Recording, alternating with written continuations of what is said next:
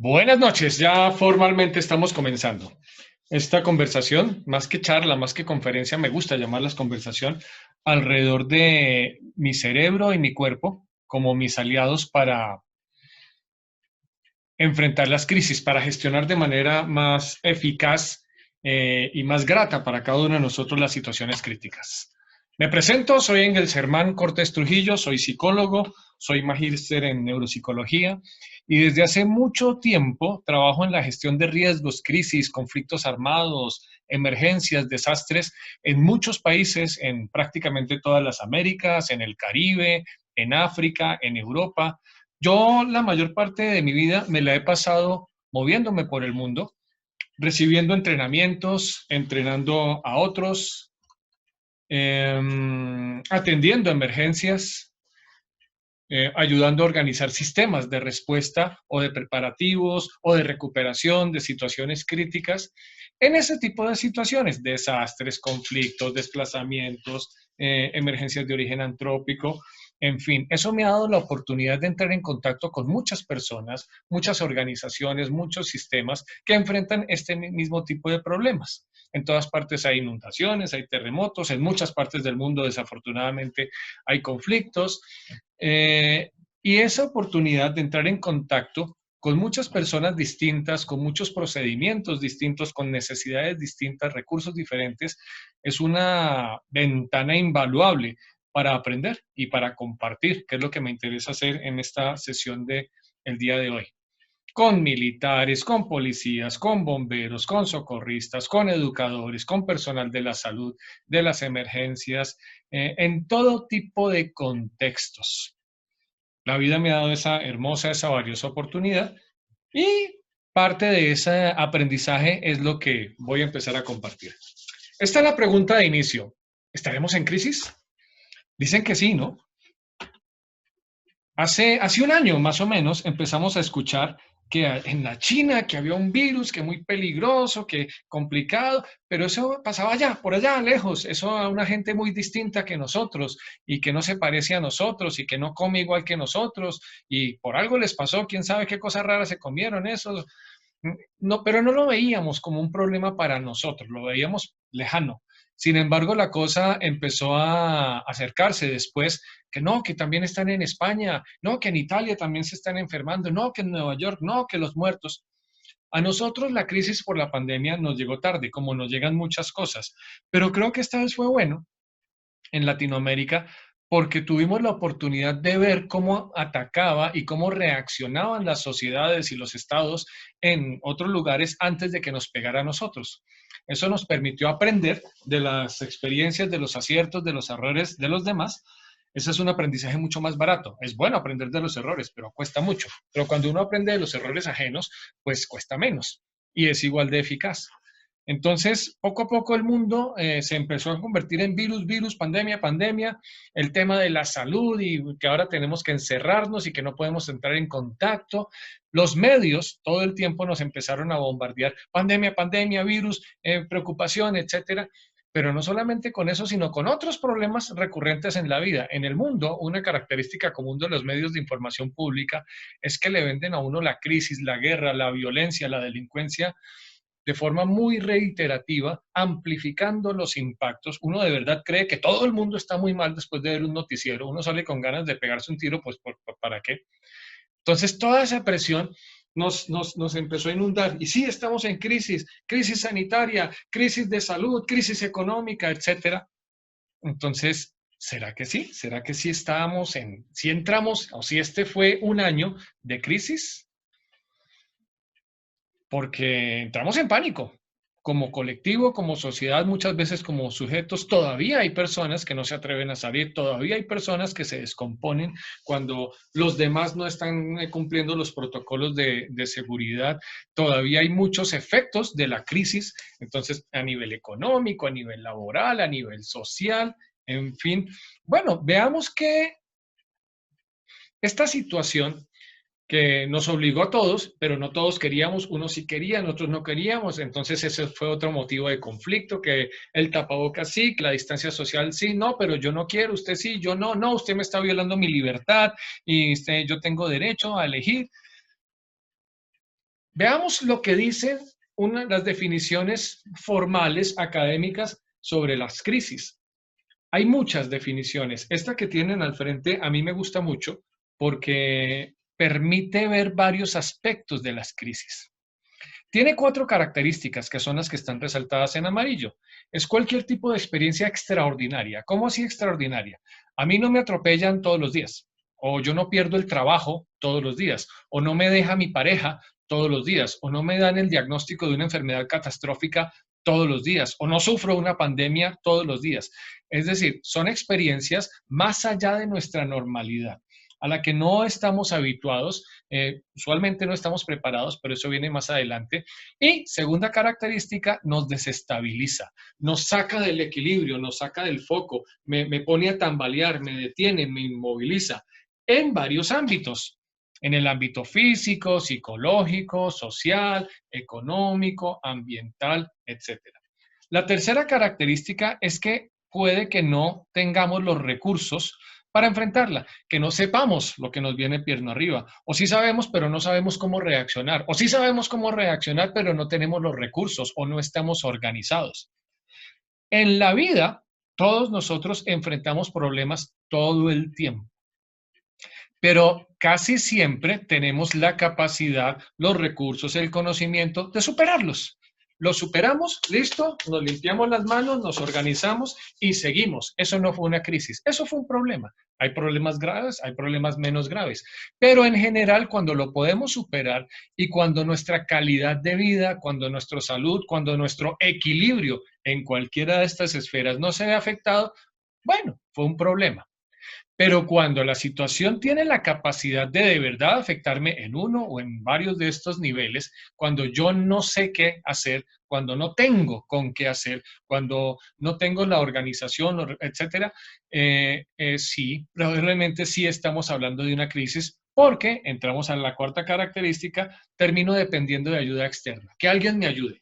Entonces, ahora el huracán que afectó, los huracanes, porque fueron 2, que afectaron tan gravemente a Centroamérica y a San Andrés y Providencia y Santa Catalina en el Caribe colombiano, muchas personas tenían una vida común y corriente, una vida a la que estaban habituados, con problemas, con dificultades, pero en general estaban llevando su vida y de pronto llegó este huracán y los desestabilizó en varios niveles, en lo físico, en lo ambiental, en lo social, en su seguridad. Antes tenía casa, ahora no tengo casa.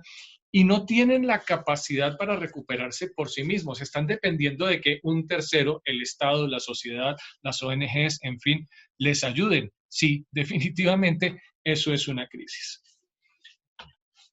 Ahora, pareciera que este año sí, hemos estado navegando por una crisis, porque llegó este tema, llegó este virus y las primeras afectaciones fueron de salud. La gente de verdad se empezó a enfermar y la gente de verdad se empezó a morir. ¿Qué más afectación que esa? Pero no todos, la gran mayoría no nos enfermamos y no nos morimos, al menos inicialmente. Pero hubo otras afectaciones, entonces hubo que encerrarnos. Eso me afectó la vida laboral, eso me afectó la vida social, ya no podía salir a hacer lo que me gustaba hacer, reunirme con los amigos, el restaurante, ir a cine, cómo extraño ir a cine, todas esas cosas que hacíamos y que por ahora no estamos pudiendo hacer o que hasta ahora las estamos empezando a recuperar. Después nos dimos cuenta que esto también nos dolía en lo económico. Esto empezó a deprimir la economía, entonces las empresas empezaron a cerrar, los empleos se perdieron a perder. Uy, también nos afectó ahí. Después nos dimos cuenta que estaban aumentando los niveles de violencia intrafamiliar, las personas encerradas y encima agarradas. Definitivamente hubo muchas afectaciones en diferentes niveles, en diferentes ámbitos de la vida de las personas y de las sociedades, que sí, nos dicen, nos permiten concluir que sí, que esto que todavía estamos viviendo es una crisis. No sabíamos cómo manejarlo, estamos viendo a ver qué pasa, ¿no? Ojalá que salgan las vacunas, y será que las vacunas sí sirven, pero no, es que yo no le creo a las vacunas. Estamos tratando de digerir la situación y todavía estamos lejanos a recuperar lo que conocíamos como normalidad, si es que eso llegara a ocurrir. La vida que tuvimos hasta marzo de este año va a ser distinta, va a ser distinta. Claro está que la naturaleza, la sociedad tienden a recuperar sus normalidades a lo largo del tiempo. pero definitivamente va a haber un impacto. La vida no va a ser la misma como la conocimos hasta el momento. Y sí, definitivamente estamos atravesando por una situación crítica. Pero no solamente la pandemia puede generar crisis. Hay muchos otros orígenes, muchas otras situaciones que pueden causarles crisis en la vida de las personas. Los procesos de desarrollo personal. En la medida en que un bebé, un niño, un adolescente va creciendo, va encontrando que no tiene los recursos para manejar la vida como antes la manejaba. Entonces un niño que se empieza a convertir en adolescente ya no es niño, ya no se siente niño, pero todavía lo tratan como niño, pero no quiere ser niño, pero, pero todavía no sabe exactamente qué es lo que tiene que hacer para ajustarse, para funcionar en su nuevo estatus, no tiene todavía los recursos de conocimiento, de maduración, etcétera. Sí, esa es una crisis. Y en la medida que va pasando la vida, tenemos cambios en las etapas del desarrollo de las personas que no son fáciles, que para nada son fáciles. Entonces, por ejemplo, yo tengo 55 años, ya no soy un muchachito y ya me estoy acercando a una etapa de mi vida a la cual todos le tenemos cierta aprensión y, Dios mío, ¿será que tengo los recursos? ¿Será que estoy preparado? Venga, ahorré lo suficiente, si he sido juicioso con mi seguridad social. Eso me va a exponer a una situación de crisis. Esos cambios en la vida de las personas es normal que generen ese tipo de desajustes. En las relaciones con las demás personas, los seres humanos somos animales sociales, somos animales de grupo, necesitamos formar parte de grupos. Usted forma parte de un grupo familiar, usted forma parte de un grupo cultural, es paisa, o es de Nariño, o es venezolano, o es gringo, o es alemán. Usted comparte una identidad, usted comparte unos valores, una forma de ver la vida con ese grupo. Pero la pertenencia a ese grupo también genera unas oportunidades de roce, de conflicto. En el tema relacional, queremos tener una pareja. Y muy bien, y la podemos tener, pero a veces eso se rompe. O entra en crisis, parece que no podemos vivir bien, parece que no nos ajustamos, esto no está funcionando. ¿Problemas? Ok, si lo resolvemos, ya no es una crisis, pero si no lo puedo resolver, si eso afecta mi calidad de vida, sí, ahí estamos hablando de una crisis. En la salud, ¿m? En cualquier momento nos enfermamos, tenemos un accidente, ven lo que nos está pasando, una pandemia que me alteró por completo y muchas personas simplemente no la lograron, no la sobrevivieron. Las vicisitudes laborales, quedarse sin trabajo o que estoy en determinada empresa, pero la empresa tiene que hacer un recorte o la empresa le cambiaron las reglas del juego en el mercado. Eso genera crisis en las personas. En general, todo ser humano va a enfrentar muchos problemas a lo largo de la vida. Y unas cuantas crisis, unas más importantes que otras. Una persona común y corriente puede enfrentar 4 o 5 crisis significativas que le...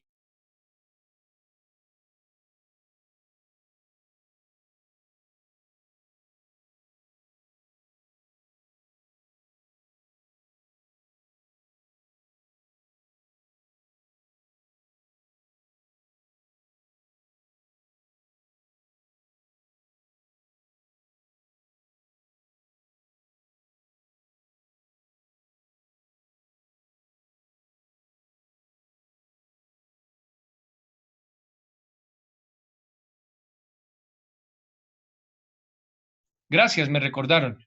Claro, se me había ido el video. Les estaba diciendo que una de las cosas que he aprendido a lo largo de trabajar en tantas crisis en la vida es que las leyes de Murphy son una constante. Cuando algo puede funcionar mal, en el peor momento posible, eso exactamente es lo que va a ocurrir. Entonces, tengo una conferencia con 27 personas hasta ahora y justo se me cae el internet a mí. Eso va a pasar, pero al menos lo sabemos. Entonces ya no nos sorprende y no nos hacemos mala sangre. Tengamos paciencia si vuelve a ocurrir. Probablemente va a ocurrir algunas veces más. Vuelvo a recuperar la pantalla. Perfecto. Y estábamos hablando de los orígenes de las crisis. Hay muchos orígenes, hay muchas razones por las cuales una persona puede entrar en una situación crítica. Les vuelvo a recordar la definición. Cualquier experiencia extraordinaria que me desestabiliza, me saca de mi equilibrio en cualquier ámbito, que no tengo los recursos para enfrentarla y por lo tanto necesito ayuda externa para resolverla. Esa es una forma de definirla. Otra forma de definirla es cualquier situación que me pueda afectar mi calidad de vida de manera significativa, disminuirla. ¿Se quedó sin trabajo? Bueno, sí, eso puede pasar, pero si no tengo los recursos, unos ahorros, otras opciones de ingresos laborales, etcétera, sí, esto me puede influir en mi calidad de vida. Al menos la voy a tener que cambiar. Mis hábitos de consumo, por ejemplo.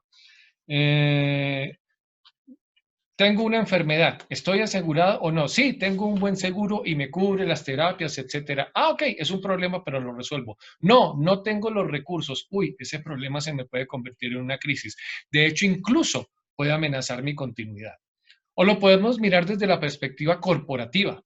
En los negocios hablamos de la continuidad de los negocios, que significa los procesos que tienen las empresas para protegerse de aquellos eventos que las pueden sacar del mercado. Entonces, trabajan en eso para disminuir su vulnerabilidad frente a esos eventos, para disminuir sus riesgos, de manera que sea lo que les pase, estén listos, estén preparados para enfrentarla. Y lo vimos a lo largo de todo este año. Muchas empresas que no estaban listas, no tenían las reservas, no tenían un plan B, no tenían planes de contingencia, etcétera. La crisis los sacó del mercado. Por eso fue una crisis, porque tuvo la capacidad de sacarlos del mercado. Pero hubo algunas otras empresas que sí tenían un plan B, que sí tenían unos recursos de reserva, que sí se pudieron adaptar. Esa odiosa palabra, se reinventaron, entonces empezaron los restaurantes ya a hacer domicilios porque la gente no podía ir a los restaurantes, etcétera, y sobrevivieron la crisis. Incluso para algunas empresas y para algunas personas esto fue un excelente negocio, porque las puso a competir en un ambiente en donde la otra competencia dejó de competirles. Entonces, aquí empiezo a inyectarles un componente adicional sobre la definición de las crisis, y es que en el mundo occidental, en las culturas occidentales, siempre las entendemos como problemáticas, como negativas. Y sí, lo son, nos generan problemas eventualmente, pero en otras culturas, especialmente las orientales, también entienden las crisis como oportunidad. Las entienden como problema, claro, pero simultáneamente como ventanas que se abren para cambiar las cosas, para mejorar, para fortalecerme. Más adelante voy a retomar de nuevo este concepto. Por lo pronto les quiero decir que las crisis... vuelvo a compartir toda la pantalla, que se vea mejor esa cosa. Y vuelvo a recuperar mi láser. Ya lo tengo. También las podemos asociar con cualquier pérdida real o potencial de cualquier cosa que a mí me importe, de cualquier cosa que para mí sea significativa para mantener mi calidad de vida. Entonces, la pérdida de la pareja, la pérdida del empleo, la pérdida de la salud, la pérdida del relacionamiento social, etcétera. Si no estoy preparado, si no tengo los recursos para enfrentar, por ejemplo, si pierdo la pareja, pero no tengo un círculo social, no tengo amigos, no tengo más oportunidades de conocer más personas, etcétera. Uy, sí, es una crisis, me pega más duro. Pero si tengo esos recursos, ok, me duele, pero más adelante me voy a recuperar. Y esas pérdidas usualmente las asociamos con procesos de duelos. Y en eso hemos aprendido bastante a lo largo de la historia. Y las ciencias del comportamiento sabemos más de cómo tienden a ser los procesos de duelo de las personas cuando sufrimos una pérdida. ¿Y por qué utilizo la palabra tienden? Porque estamos hablando de ciencias del comportamiento, las ciencias humanas, las ciencias sociales, etcétera, que no son ciencias exactas. En las ciencias exactas, las matemáticas, las físicas, etcétera, tenemos certezas. Por ejemplo, ¿qué creen que ocurre si yo suelto este lapicero? Uy, sí, tenían razón, cayó. ¿Qué creen que va a ocurrir si lo vuelvo a soltar? Veamos a ver. Uy, sí, volvió a caer. Ustedes saben mucho. Pues resulta que la humanidad a lo largo de la historia aprendió a observar el entorno en el que vive y descubrió unas leyes del comportamiento de ese entorno. Y eso son la física, la química, las matemáticas, las ciencias exactas en general. Pero hablando de seres humanos, no podemos hablar de leyes, porque incluyen muchas, muchas, muchas variables. Es un tema bastante más complejo que en las ciencias exactas. Entonces, a lo máximo que nos atrevemos a hablar es de tendencias, de probabilidades. Es probable que si a una persona de tales características le ocurre tal cosa, responda de tal manera, pero solo es probable. Pero bueno, sabemos cómo son los procesos de duelo. Aquí voy a recuperar este ciclo, estas etapas del duelo. Esto lo sabemos desde hace más de 30 años. Elizabeth Kubler-Ross fue quien nos empezó a hablar de esto hace mucho tiempo y ha tenido distintas interpretaciones y evoluciones. Y repito, aplica para la mayoría de los seres humanos en la mayoría de las situaciones, pero existen posibilidades de divergencia. Pero de manera general, así es como tiende a evolucionar la conducta de las personas alrededor de las situaciones críticas. Cuando me enfrento a una crisis, e incluso desde antes de enfrentarme a una crisis, claro, la sorpresa, Dios mío, no sabía que esto iba a pasar, ayúdenme, tenemos una confusión, etcétera, pero cuando ya recibimos el impacto de la situación crítica, incluso también a veces antes, una de las primeras etapas que manifestamos en nuestra conducta es la etapa de negación.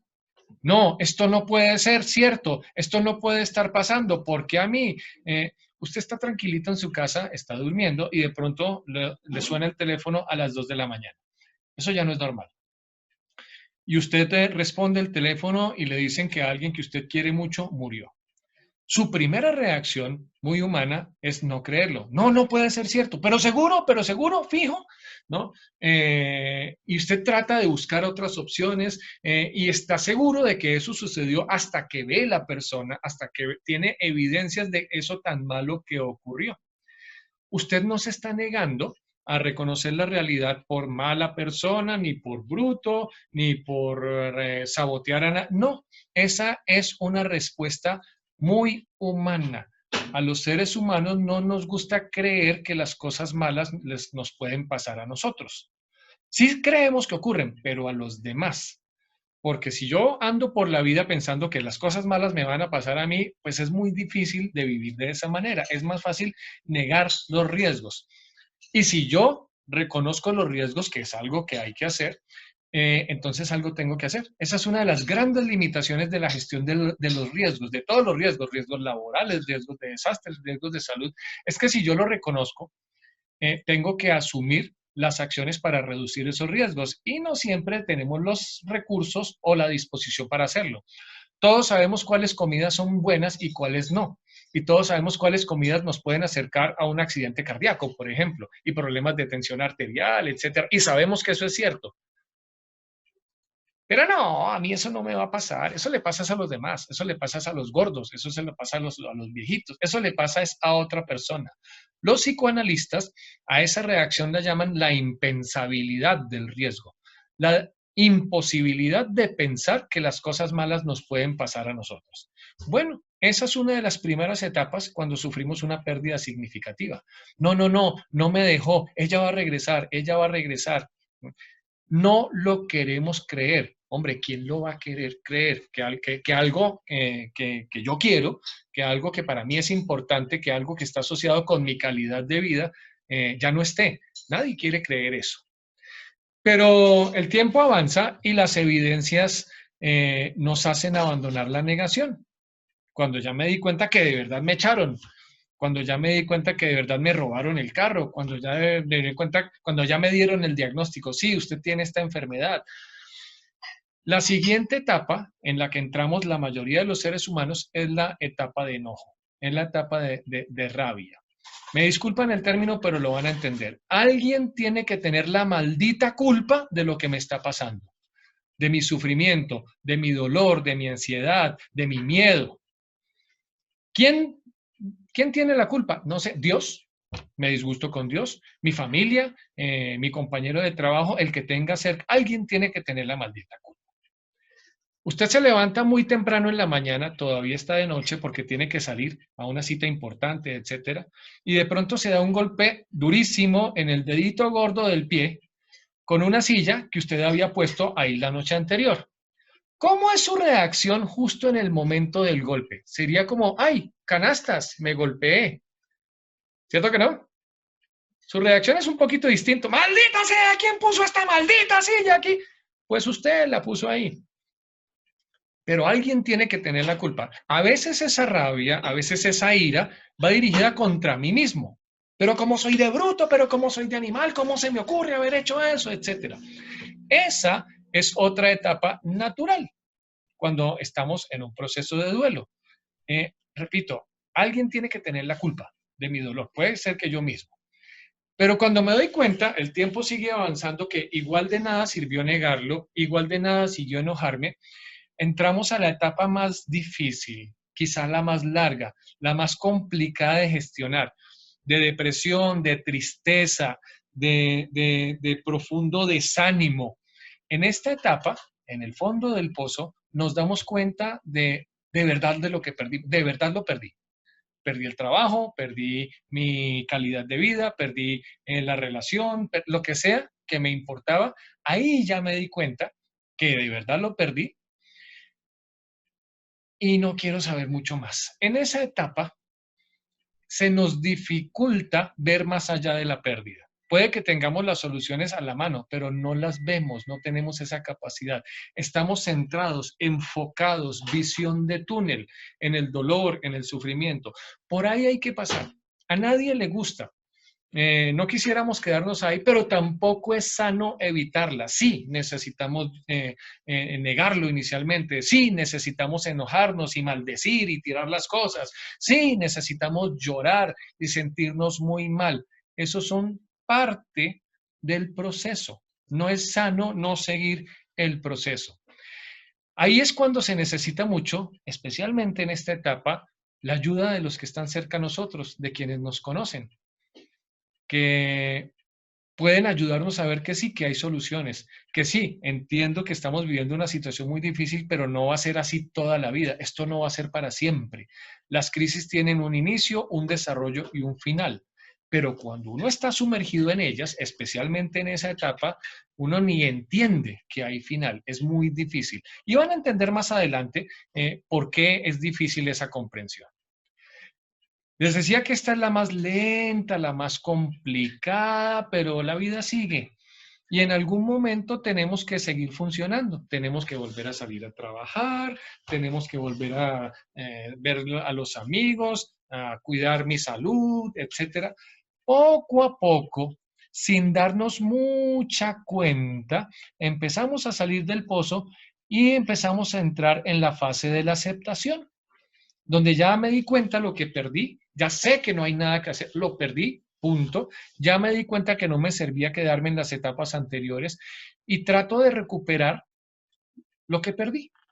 Si usted pierde el celular, pues va a estar de aburrido, le va a dar rabia, pero como soy de bruto, todas las etapas se va a sentir mal, pero pues bueno, después de un tiempo, pues ¿qué va a tener que hacer? Pues va a tener que conseguir otro celular. Ojalá que uno consiga uno más o menos igual o mejor que el que tenía, porque si no le alcanzó, si el presupuesto no da para tener un buen celular, me voy a quedar pegado en, ay, pero es que el que tenía antes era mejor. Pero si usted logra conseguir uno igual o mejor, hasta de pronto ya se le convierte en una mejora. Bueno, ahora tengo un mejor celular. Eso pasa con todas las pérdidas. Perdí un trabajo. Si después no logro tener un trabajo equivalente en calidad al anterior, es muy difícil, es más difícil pasar la página. Perdí una pareja que para mí era, wow, el centro del mundo, el centro del universo. Si después no tengo una persona que tenga una categoría parecida a esa, podemos tener problemitas en pasar la página y continuar mi existencia. ¿Cuánto tiempo dura este tránsito? Depende. No creo que nadie se atreva a decir, hay algunos libros, algunos manuales que le hablan a uno de 6 meses, un año, etcétera, pero es que esto tiene tantas variables que es muy difícil determinarlo. Eso depende de la gravedad de la pérdida. Si perdí mi celular, pues voy a estar rabiando un par de días, pero después ni modo, ya me tocó tener celular y ya. Y dentro de una semana va a ser un mal recuerdo y dentro de un mes ya ni me acuerdo. Perdí mi salud, ya no es tan fácil. Entonces me va a tomar más tiempo y recuperar mi salud no va a ser tan rápido como recuperarme del celular. Eso está, entonces llegar a la fase de aceptación usualmente, no siempre, se asocia con, bueno, ¿me recuperé o no me recuperé? ¿Recuperé de la afección de salud que estaba sufriendo o no? ¿Perdí un familiar? Ese ya no va a regresar. Eso ya no lo voy a recuperar. Entonces voy a tener que aprender a vivir sin ese familiar. Voy a tener que acomodarme a las nuevas circunstancias. Por eso varía. Pueden ser meses y para pérdidas muy importantes que nos afectan mucho, que nos duelen mucho, podemos estar hablando de años. La mayoría de los seres humanos tenemos la capacidad, solitos nosotros, incluso sin ayuda, de hacer el tránsito y de recuperar nuestra vida con el tiempo. La mayoría, pero no todos. Hay un 3 a 5% de personas que no pueden, que se pueden quedar enganchadas como corcho en remolino, enredadas, estancadas en alguna de las etapas y solas no pueden. Esas son las que necesitan apoyo profesional. Entonces, si usted está cerca de una persona que está pasando por estas etapas, por algún tipo de pérdida o varias pérdidas significativas, ya sabe que hay esas etapas, no pelee con ellas, no se ofenda cuando la persona se ponga agresiva, no pierda la paciencia cuando la persona lo está negando. Son etapas por las que hay que pasar. Pero fíjese si la persona va evolucionando, o si la persona se quedó pegada en algunas de las etapas. Por ejemplo, cuando se interviene de manera comunitaria con grupos, la comunidad tiende a sincronizarse y todos tienden a llevar más o menos un mismo ritmo. Pero si usted detecta a alguien que se me quedó más atrasito de los demás y que no sale de esa etapa, esa persona puede necesitar ayuda profesional. Acuérdense de esa cifrita, 3 a 5%. Más adelante van a entender por qué. Ya hay un estadio que todavía no les he mencionado, que es el de aprendizaje. Ahí no llega todo el mundo, llegan algunas pocas personas. Ahí, si usted mira las historias de vida, las biografías de personas que han resaltado en la historia de la humanidad, artistas, políticos, militares, deportistas, científicos, etcétera, va a encontrar que en muchos de ellos tienen historias de dolor, de pérdida, de abuso, de maltrato, pasaron por pozos de estos y muy profundos. Con el tiempo lograron recuperar su funcionalidad, su calidad de vida, pero no solo ahí, sino que incluso aprendieron de toda la experiencia para hacerse más fuertes, para hacerse resilientes. Más adelante vamos a encontrar la palabrita nuevamente. Y no solamente para ellos mismos, que lograron tener un nivel superior de conciencia, de control, de aprendizaje, sino también para otras personas y se convirtieron en líderes, en motivadores, en mentores, en cuidadores de otras personas, porque pasaron por ahí, entendieron el proceso y desde ese conocimiento, desde esa comprensión, tienen la capacidad de apoyar, de acompañar, de guiar a las otras personas que sufren procesos por el estilo. Conozco varias personas, de hecho, que trabajan en el asunto y que lo convirtieron en su meta de vida y lo hacen muy bien. Esa es la etapa de aprendizaje. Hacia allá quisiéramos llegar. Y está muy relacionado con las visiones orientales de que las crisis, sí, claro, no las queremos, nos generan problemas, etcétera, pero bien administradas, bien manejadas, nos dan oportunidades que la normalidad no nos da de ser mejores en cualquiera de los ámbitos. Esa discusión ya la tenemos en el entorno y decimos, bueno, ojalá que esta pandemia nos permita mejorar nuestros niveles de conciencia en lo ambiental, en lo social, en lo económico.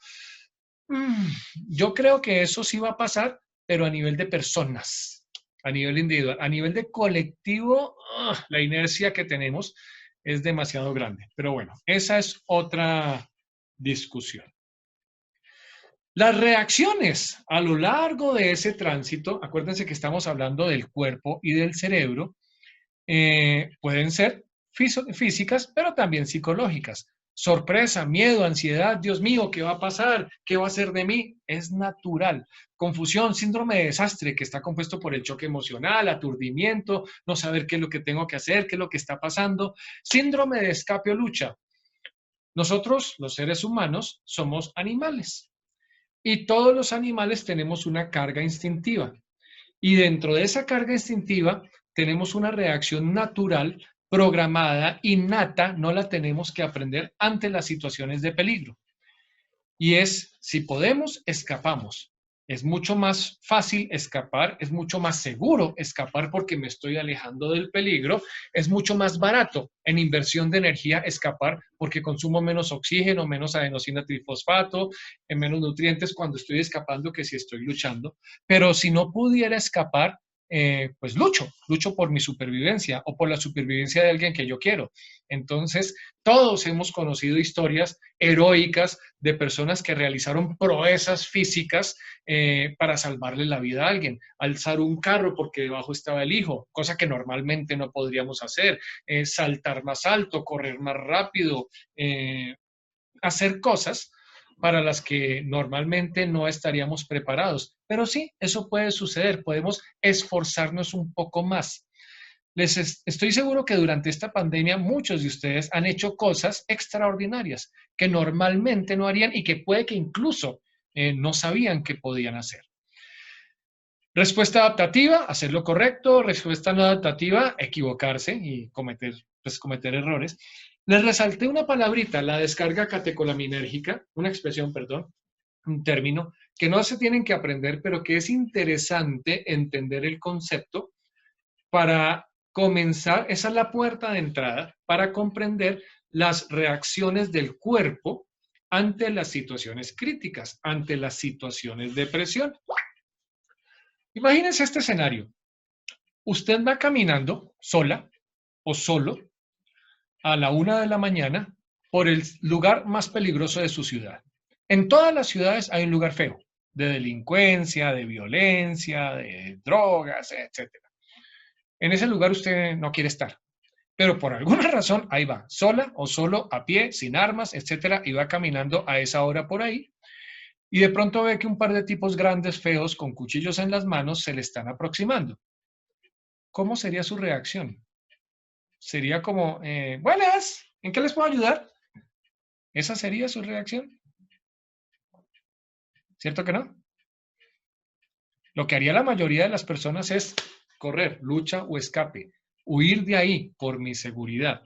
Pero si no pudiera escapar, entonces me queda la opción de luchar por mi supervivencia. Pero ya sea que usted luche o escape, o cuando está expuesto ante una situación de peligro, un incendio, una explosión, un terremoto, su jefe le dice con mala cara, a mi oficina ya. Usted llega tranquilo a su casa por la noche y su pareja le dice con la cara que saben poner las parejas, tenemos que hablar. Cualquier situación que a mí me genere cualquier tipo de amenaza genera unas reacciones fisiológicas. Aquí las tienen en esta transparencia. Pasan muchas cosas. Cuando usted está en peligro y necesita luchar o escapar, usted necesita disponer ya de más oxígeno y de más energía en su sistema musculoesquelético, pues para poder luchar o escapar. Entonces su corazón empieza a latir más rápido, taquicardia, para poner a circular más sangre con más oxígeno y más nutrientes y más energía a su sistema musculoesquelético para que pueda luchar o escapar. Y como necesita disponer de más oxígeno, entonces sus pulmones empiezan a respirar más rápido y con más intensidad, taquipnea, para que usted le entre más aire, para que pueda disponer de más oxígeno para ponerlo a circular en el sistema. Pasan muchas cosas interesantes. Sus ojos, sus pupilas se dilatan porque usted necesita que entre más luz para ver mejor el peligro y para ver a dónde voy a correr o qué es lo que tengo que hacer. Pero también entra en visión de túnel, pierde la capacidad de tener una visión periférica sobre la situación y empieza a centrarse casi solamente en lo que usted interpreta como amenaza, en el arma, en el fuego, en lo que sea que usted dice piensa que percibe que le puede causar daño, o en la sangre, si es una persona que está sangrando. Es más difícil para las personas ver todo el conjunto y tendemos a enfocarnos solamente en la causa de la preocupación, de la ansiedad. pasan muchas más cosas. Por ejemplo, su sistema digestivo, que está activo todo el tiempo, en ese momento de la crisis, de la lucha o el escape, usted no lo necesita para sobrevivir. Usted necesita que toda esa sangre y todo ese oxígeno que está ahí fluya mejor hacia el sistema musculoesquelético para que usted pueda luchar o escapar. Entonces usted relaja el sistema digestivo, incluso puede llegar a relajar esfínteres. No significa que usted sea una persona cochina, es simplemente una reacción fisiológica extrema ante una situación extrema. Pasan muchas cosas que ponen a su cuerpo, a su organismo en marcha. Como cuando usted va en un carro y tiene una pendiente pronunciada, pues usted mete en la primera y sube. El carro le sube, pero se le recalienta. Su cuerpo también se recalienta porque está a más revoluciones, entonces empieza a sudar como un mecanismo de compensación, empieza a salivar. Pasan muchas cosas sin que usted se dé cuenta, pero estoy seguro que cuando yo se las estoy contando, usted empieza a recordar eventos como esos eh, para prepararlo a usted para la reacción de lucha o escape. Usted no sabe qué va a hacer, pero algo tiene que hacer y su cuerpo necesita estar listo para hacerlo. Algunos a esto lo llaman estrés y tienen razón. El cuerpo de las personas, de una persona sana, de una persona común y corriente, tiene cierta capacidad de aceptar, de tolerar cierto nivel de sobrecarga en algún momento. Entonces, ocasionalmente todos tenemos la capacidad de trabajar un poco más porque tenemos que hacer una entrega de un proyecto, presentar una propuesta, un informe, etcétera, de dormir un poco menos, de comer no tan bien. Nuestro cuerpo lo aguanta y tiene la capacidad de entrar en sobrecarga de vez en cuando. De vez en cuando, mientras que no se convierta en una práctica permanente o mientras la sobrecarga no sea extraordinaria, no sea excesiva que llegue a dañar el sistema. Pero en general, así es como funciona el cuerpo ante las situaciones críticas. Ahora, cuando esto se vuelve repetitivo, cuando usted exige esa sobrecarga con demasiada frecuencia y no le da oportunidad a ese organismo a que se recupere, o cuando las sobrecargas son agudas, son demasiado fuertes, podemos descompensar. Y ahí es cuando empezamos a hablar del estrés que le hace daño a las personas, pero todavía no he llegado ahí. ¿Quién ordena todo esto? Que esto ocurre en fracciones de segundos.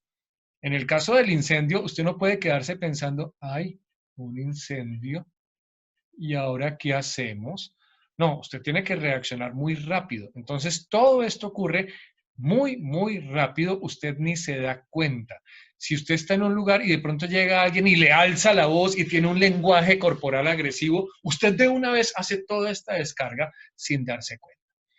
¿Y quién coordina la orquesta? Por supuesto, bueno, el cerebro. Este de acá está describiendo todos estos procesos con un poquito más de precisión. El cerebro es el que, pues es el director de la orquesta, es el quien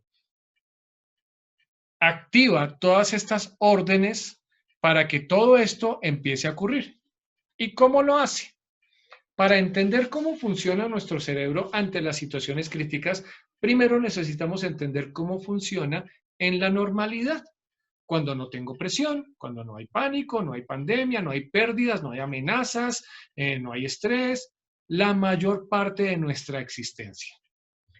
Este diagrama este esquema les diagrama de una forma muy simplificada el flujo de información durante nuestra cotidianidad a lo largo de la mayor parte de nuestras vidas. Todo el tiempo, a lo largo de nuestra existencia, nosotros estamos recibiendo información externa del medio ambiente a través de los sentidos. La cultura occidental habla de 5 sentidos. Hay culturas que hablan de hasta 18 sentidos, por ejemplo. Pero bueno, los sentidos nos conectan con el medio ambiente y cuando entran al cerebro, ellos tocan diversas estructuras del cerebro. Una de ellas es el eje hipotalámico hipoficiario adrenal. No importa tanto el nombre otra vez, importa lo que hace. Él es un centinela. El eje hipotalámico hipoficiario adrenal tiene la responsabilidad de estar vigilante ante lo que consideramos peligro. el fuego, el humo, la amenaza, el terremoto, el animal extraño, no sé, lo que entendemos como peligro, él es el que lo identifica y lanza una alerta. Pero todavía no estamos hablando de eso, estamos hablando de la normalidad. Como en este instante, ustedes están recibiendo, están en sus casas a esta hora, están muy cómodos, tranquilos, no están en peligro, yo no los puedo amenazar, aunque quisiera porque estoy a mucha distancia de ustedes al otro lado de un computador. Entonces su centinela, su eje está tranquilo, no hace nada, y la información fluye hacia los lóbulos frontales de la corteza cerebral. Estos de acá. Para muchas personas, para muchos neurocientíficos, estos señores que están resaltados en amarillo, los lóbulos frontales de la corteza cerebral, son los principales responsables, no los únicos, pero sí los principales actores en hacernos humanos. O dicho de otra manera, todos los demás animales también tienen cerebro y también tienen lóbulos frontales, pero los nuestros son diferentes. En el sentido de que ahí, especialmente ahí en los lóbulos frontales, con participación del resto del cerebro, pero ellos son los que articulan, los que coordinan, los que producen las respuestas coherentes, racionales, coordinadas frente a lo que estamos recibiendo. En este momento ustedes están recibiendo una información por la vía visual, que es la dominante en el ser humano, pero también por la vía auditiva. Esta información no los amenaza. Esta información toca varias regiones de su cerebro para entenderla, para procesarla, etcétera. Pero quien al final hace el procesamiento y produce la respuesta coherente con lo que está pasando son los lóbulos frontales. Ellos son los que están decidiendo si me creen o no me creen, si les parece interesante o no, si esto merece ser recordado. Y en general, todos los actos de su vida, los actos conscientes de su vida, en donde usted tiene que planear el cerebro ejecutivo, en el que usted tiene que evaluar las consecuencias de los actos, todo eso ocurre aquí a nivel de los lóbulos frontales. Y ellos son los que producen, los que generan aquellos productos que nos diferencian de los demás animales. Aquí es donde se procesa escribir una sinfonía, una fórmula química, una fórmula matemática. Todas esas acciones, las artes, que nos diferencian de los demás animales. Eso pasa ahí. Entonces, regresemos. La información llega a los lóbulos frontales y ellos producen una respuesta normal, racional, coherente y coordinada. Yo les pregunto, díganme cuáles son las capitales de Asia. Eso es algo que usted aprendió en algún momento a lo largo de la vida. Pero si no lo utilizó más, eso está por ahí archivado en algún lado. Los lóbulos frontales no lo saben, pero sí saben quién sabe. Son el bibliotecario, el que toma la información de aquí y de allá, la organiza, la empaqueta y me la devuelve o la emite de una forma racional, coherente y coordinada. Ahí es cuando usted me dice, ah, sí, China, Pekín, Japón, Tokio, Tailandia, Bangkok, bueno. Y en general, en la mayor parte de su vida, así es que funcionamos. Excepto en las situaciones críticas. En las situaciones críticas, estos señores tan racionales, tan inteligentes, tienden a funcionar de manera distinta.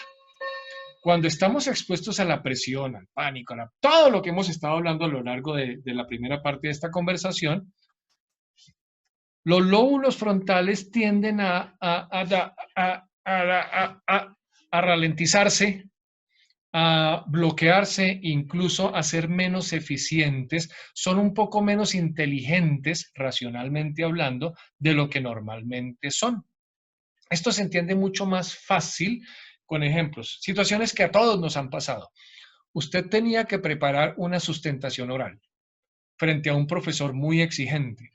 Y usted la preparó, usted estudió y lo memorizó y le decía a sus compañeros, pregúnteme, pregúnteme, y usted sabía. Entró al salón, el profesor lo miró con mala cara y le dice, Cortés, pase al frente y exponga. ¿Qué le pasó justo ahí, justo en ese momento? Ya no fue tan inteligente, ¿no? Se le olvidó eso tanto que usted sabía. Y se bloqueó, se le ocurrieron dos o tres pendejadas, tres tonterías, las dijo, perdió el examen. Y cuando salió del lugar, cuando ya no está otra vez bajo presión, sus lóbulos frontales empiezan a correr normalmente y ahí sí se acuerda. Ay, Dios mío, pero si yo sabía. ¿Les ha pasado? O que usted entra en una discusión muy acalorada con otra persona y se le suben los ánimos, usted puede terminar haciendo o diciendo cosas que después se arrepiente. Van a entender ahora por qué. Pero después de la discusión, cuando ya no está bajo presión, se le ocurren, ahí sí, argumentos brillantísimos. Uy, yo le debía haber dicho esto, pero ¿por qué no le dije lo otro? Pero en el momento crítico, los lóbulos frontales no son tan eficientes. Ellos no responden muy bien ante la presión. Pasa en las situaciones de riesgo y pasa en otras situaciones que no necesariamente sean de riesgo, pero que igual los presionan. Esa personita que a todos nos encanta y que nos corre más contento el corazoncito cuando la vemos y entonces nos echamos un video en la cabeza, la próxima vez que la vea le voy a decir y la voy a invitar. Lo tenemos absolutamente programado, pero de pronto se abre la puerta y está esa persona ahí a 20 centímetros de su cara. Y lo más inteligente que le sale a uno es, hola, ¿cómo estás? Y no se le ocurre más de todo eso que tenía planificado para hacerlo. Y cuando la persona ya no está al frente de uno, ya no hay presión, entonces, ay, pero yo por qué no le dije, etcétera.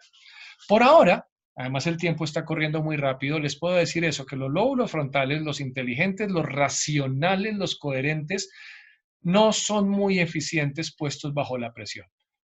Pero estando en una situación crítica, en un terremoto, en un combate, en una emergencia, en un naufragio, no sé, en una situación que nos está amenazando, si yo me quedo ahí congelado, porque mis lóbulos frontales se congelaron y no saben qué hacer, pues me comió el tigre, me morí. Afortunadamente la naturaleza es muy sabia y nos dotó de un mecanismo de protección. Cuando estamos expuestos a una situación que desborda la capacidad de reacción de los lóbulos frontales, la conducta, el control de la conducta puede ser tomada por el sistema límbico, este que está resaltado en amarillo, y otras estructuras subcorticales que están más abajo de la corteza cerebral, más internas, más viejas evolutivamente, mucho más antiguas, más primitivas.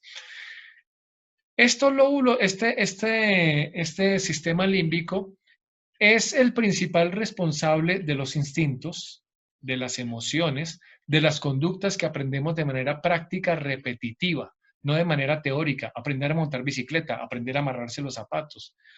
Eso no lo grabamos acá, eso lo grabamos acá, cuando tenemos la oportunidad de grabarlo. Pero de fábrica, este hardware, el sistema límbico, viene con dos programas de software instalados en la mayoría de los seres humanos, los instintos y las emociones. Y cuando estamos expuestos a presión y este señor inteligente y racional y cuidadoso y coherente se nos bloquea, aflora con mayor expresividad lo que traemos programado, ese software que tenemos programado de base antes de nacer, que son los instintos y las emociones. Ahí es cuando usted hace o dice cosas de las que después se arrepiente. Puede ser muy agresivo, puede ser muy grosero, pero eso le sale bajo la presión. Cuando no tenemos, por ejemplo, aquí en los lóbulos frontales tenemos una estructura que se llama la corteza prefrontal, que es la que me detiene y la me dice, quieto, no diga eso, no diga eso, cuidado. Pero si estoy bajo presión, ella no es tan eficiente. Entonces se me sale el instinto, se me sale la emoción sin menor filtro. Eso pasa también en las situaciones críticas. Y eso, ese mecanismo de respuesta, es lo que está detrás del instinto de lucha o escape, por ejemplo. Y está detrás de la supervivencia de la especie cuando no éramos el ser humano, el dominante en el planeta, etcétera, sino como cuando éramos prehomínidos, el Australopithecus afarensis, por ejemplo, un miquito de 1,20 m, chiquito, flaquito, que no tenía muchos dientes, que no tenía grandes garras, que no era rápido y vivía en un mundo muy peligroso, lleno de predadores. Al tipo se lo comía todo el mundo. Entonces, el tipo, si no reaccionaba rápido de manera instintiva a escapar del peligro, pues se lo comían y no habríamos evolucionado. Bueno, esas reacciones instintivas y emocionales fueron las que nos permitieron sobrevivir a lo largo del tiempo y llegar a convertirnos lo que somos. Pero también generan sus problemas, que más adelante vamos a empezar a ver. Esto es lo mismo que esto, pero expresado de otra manera. Cuando estamos expuestos a una situación de crisis, de presión, de riesgo, etcétera, igual la información entra por los sentidos, pero esa sí activa el centinela. ¿Se acuerdan que el centinela tenía la responsabilidad de alertar de detectar y alertar sobre el peligro? ¡Fuego, fuego, fuego! Eso es lo que hace el eje hipotalámico hipoficiario adrenal, que le pega el pellizco desde la perspectiva neuroquímica al sistema límbico para que me deshaga la descarga catecolaminérgica, que se las mencioné hace un ratico, que es una descarga inmediata, masiva, urgente de una serie de hormonas en nuestro torrente sanguíneo para dar todas las órdenes que necesitan nuestros órganos recibir para que ocurra lo que necesitamos que ocurra, que se me active el corazón, que se me activen los pulmones, que empiece a sudar, que mi sistema musculoesquelético esté listo para luchar o escapar. Entonces produce ese tipo de respuestas. En lo físico se me acelera todo para tener la capacidad de reaccionar. Y en lo psicológico también me acelero desde la perspectiva emocional. Tiendo a tener reacciones sobre reaccionadas. Pero Dios mío, ¿pero qué pasa? ¡Cállese! Como la mayoría de las personas en las situaciones críticas. No lo hacen por tontas, no lo hacen por maleducadas, no lo hacen por groseras. Están en estado límbico. Mientras tanto, simultáneamente disminuye en algunas personas, definitivamente se cierra la capacidad de producir respuesta racional. Esto, así es como funcionamos ante las situaciones críticas. Y así se ve. Podemos ser el Homo sapiens sapiens. Los que nos creemos, no estoy de acuerdo con esa visión, la cumbre de la evolución, hay muchas discusiones al respecto, pero cuando estoy bajo presión, mi respuesta va a ser muy parecida a la que podrían haber producido ellos. O también se puede ver así,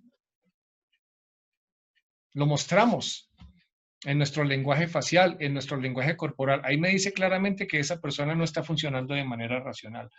O así, aquí hay para todos. No es que estoy lanzando una tendencia política, no. Todos los dirigentes políticos son iguales de seres humanos que usted y que yo y están expuestos también a ese tipo de reacciones. Pero ellos tienen unos seguidores que tienden a replicar la reacción que pone el líder. Entonces, si el señor del partido político violeta reacciona de manera violenta, sus seguidores tienden a hacer lo mismo. Como por ejemplo, porque las emociones son profundamente contagiosas.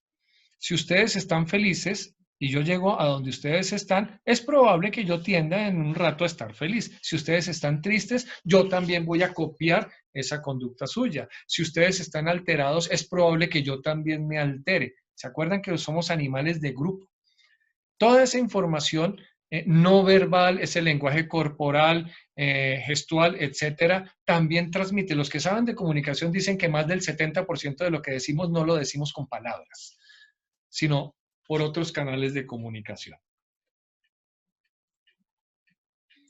O lo que vemos tanto hoy en día, que nos matamos por las redes sociales, por razones políticas, religiosas, por equipos de fútbol, que si me caía bien o no me caía bien Maradona, entonces ahí nos insultamos, por cualquier razón. Entonces podemos estar utilizando el medio tecnológico por superabandado, pero ahí seguimos siendo tan australopithecus afarensis como hace 6 millones de años cuando caminábamos en las sabanas de África.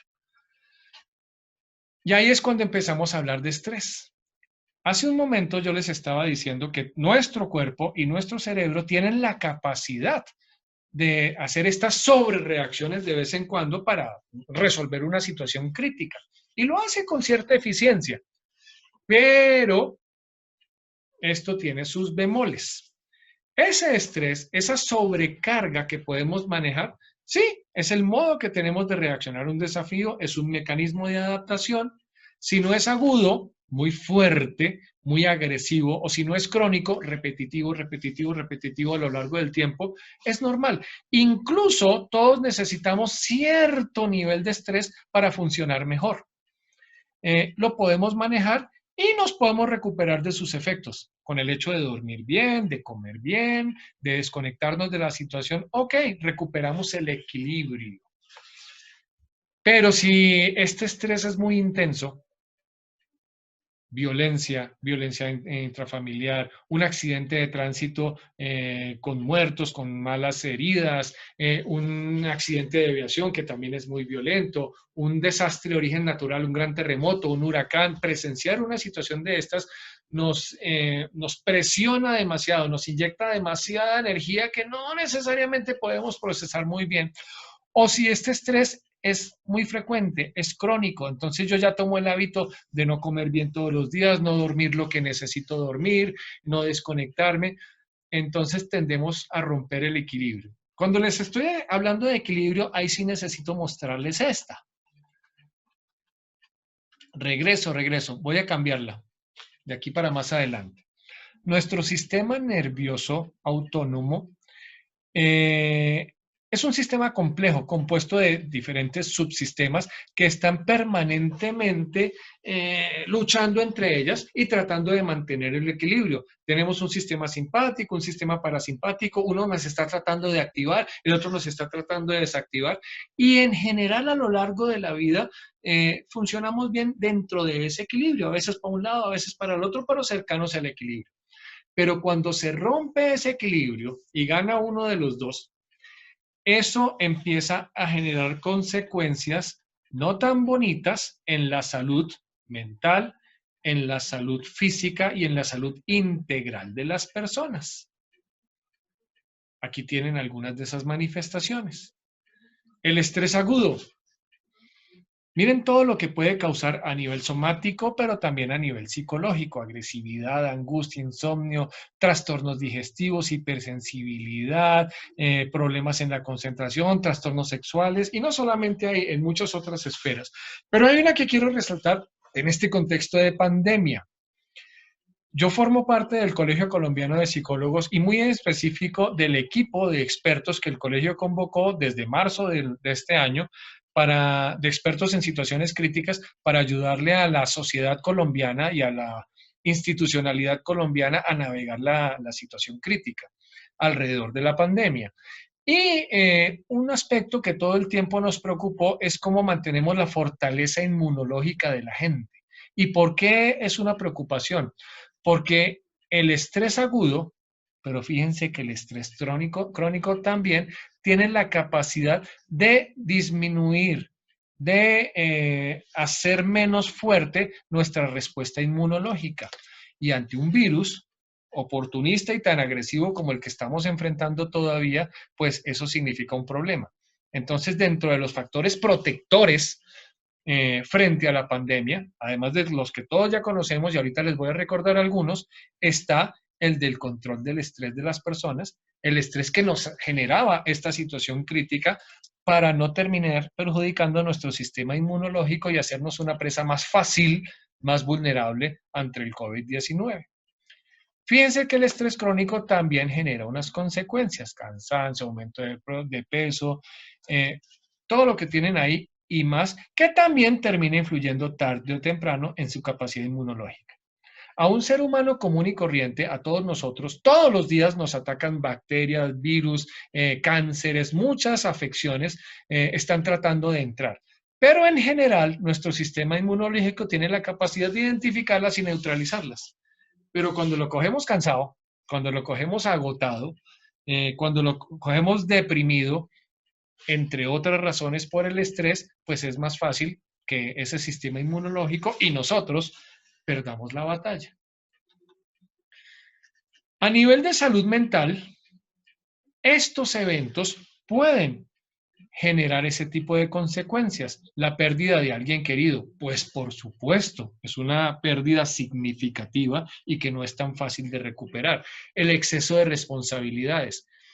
¿Se acuerdan que nosotros no sabíamos trabajar en la casa? Deseábamos trabajar en la casa. Uy, qué rico sería trabajar en la casa y no tener que ir a la oficina y perder mucho tiempo yendo y viniendo, etcétera. Entonces la vida nos dijo, ¿quiere eso? Tengan. Y de pronto todos para la casa, pero tampoco lo sabíamos hacer. Y de pronto nos vimos recargados con un montón de responsabilidades laborales, pero también responsabilidades domésticas. Entonces ya no había alguien que viniera a lavarme la ropa y a cocinarme. Eso lo tuve que hacer yo, pero además los niños tampoco se fueron al colegio. Entonces tocó también cuidar a los niños y supervisar su proceso de estudio, etcétera. Ese exceso de responsabilidades generó en muchas personas estrés. Esa sobrecarga, pero sostenida en el tiempo y sin tener los recursos para manejarla, pues genera estrés y empieza a generar esas consecuencias. Pasar por una situación de trauma, de abuso, de negligencia, relaciones tóxicas, estas relaciones que hacen daño, que me chupan la energía. No estoy hablando solamente de relaciones de pareja, amigos, compañeros de trabajo, jefes, etcétera, que no aportan y que roban y roban energía, también generan estrés que si no se le pone un freno, terminan afectando la salud mental de la persona. Ser el cuidador de alguien y especialmente de alguien que uno quiere. Los cuidadores, los que cuidamos a otros en la salud física, en la salud mental, en general, somos una de las poblaciones vulnerables frente a este tipo de situaciones. Más adelante les explico también por qué. La pérdida del trabajo, pues claro, ahí están asociados mi seguridad económica, mi estatus, etcétera. Por supuesto que si esto no tiene una solución, puede terminar generando problemas a nivel de salud mental.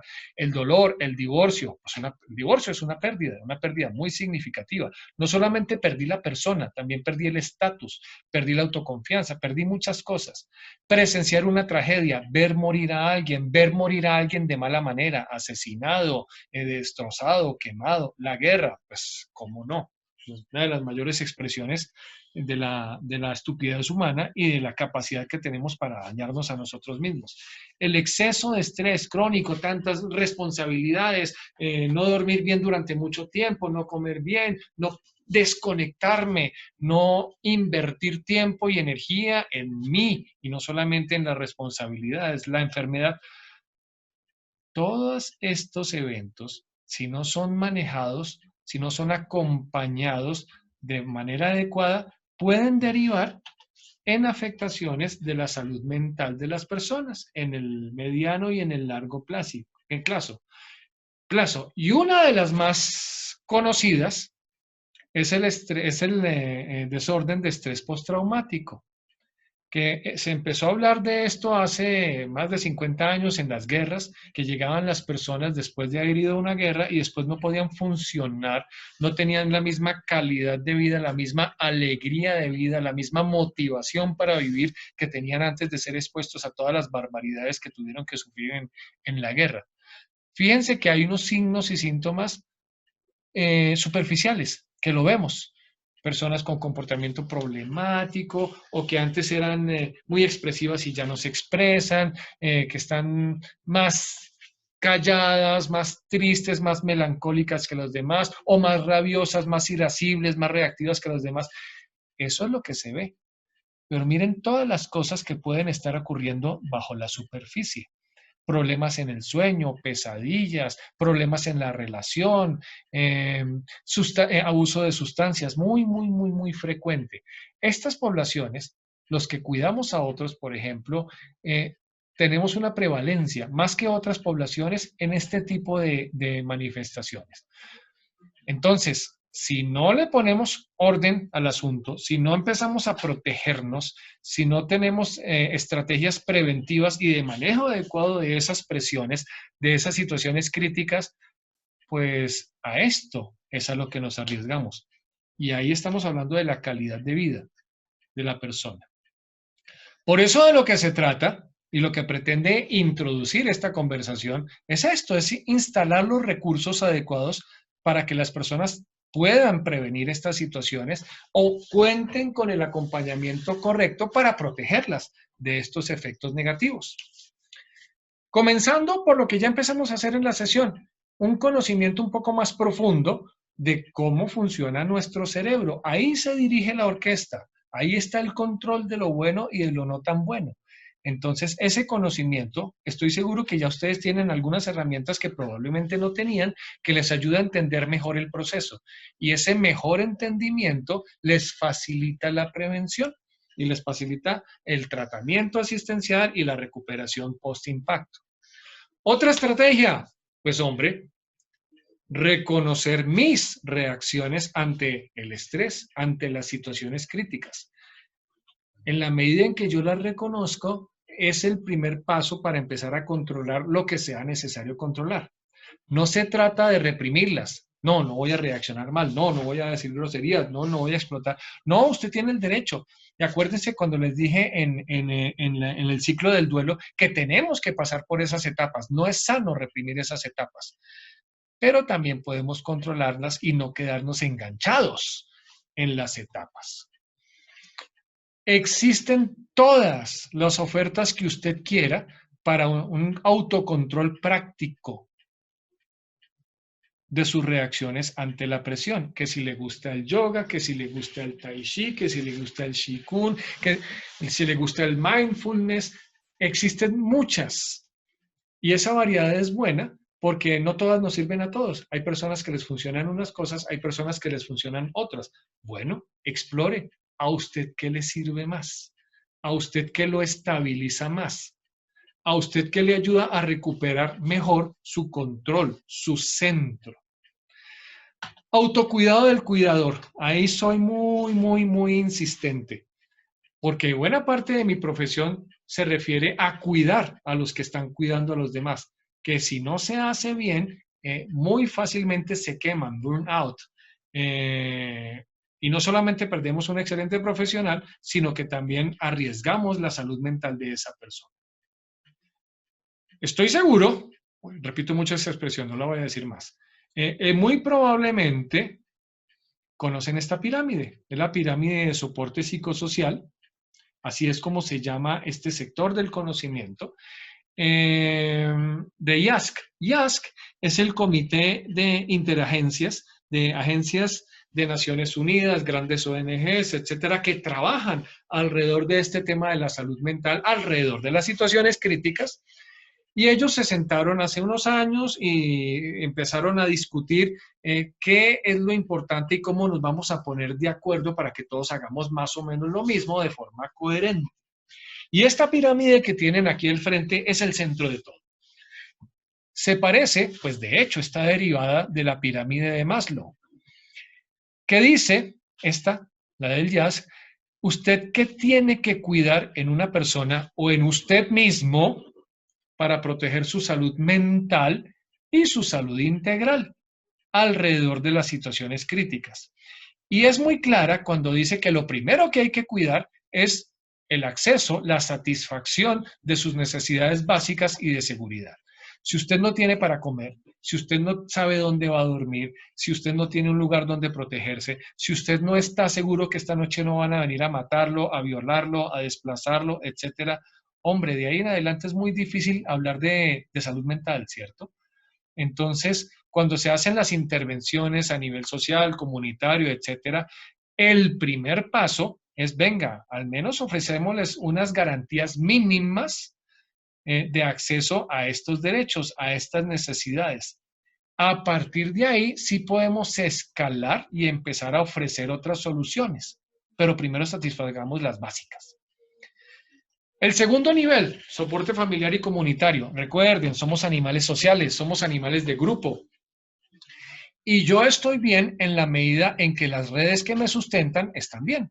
Si mi familia es una familia funcional, protectora, que me cuida, que me estimula, es probable que yo esté bien. Pero si por el contrario mi familia es una familia disfuncional que me agrede, que no permite mi desarrollo, que me causa daño, es más difícil que yo esté bien.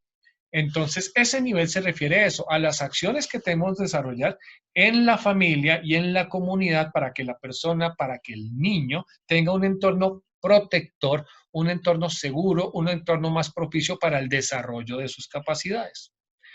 El tercer nivel es el focalizado. ¿Focalizado en qué? En los problemas específicos que encontremos. Entonces encontramos que en esta comunidad tenemos un problema de violencia intrafamiliar. Ah, ok, nos enfocamos en ese problema para resolverlo. No, el problema es de consumo de sustancias. Ok, nos enfocamos en ese problema. No, el problema, vamos a encontrar diferentes tipos de problemas. Entonces, hay muchas estrategias, hay muchos modelos para enfrentar cada uno de esos problemas. ¿Y por qué no especializado? La salud mental de las personas no es propiedad privada exclusiva de los trabajadores, de los profesionales de la salud mental.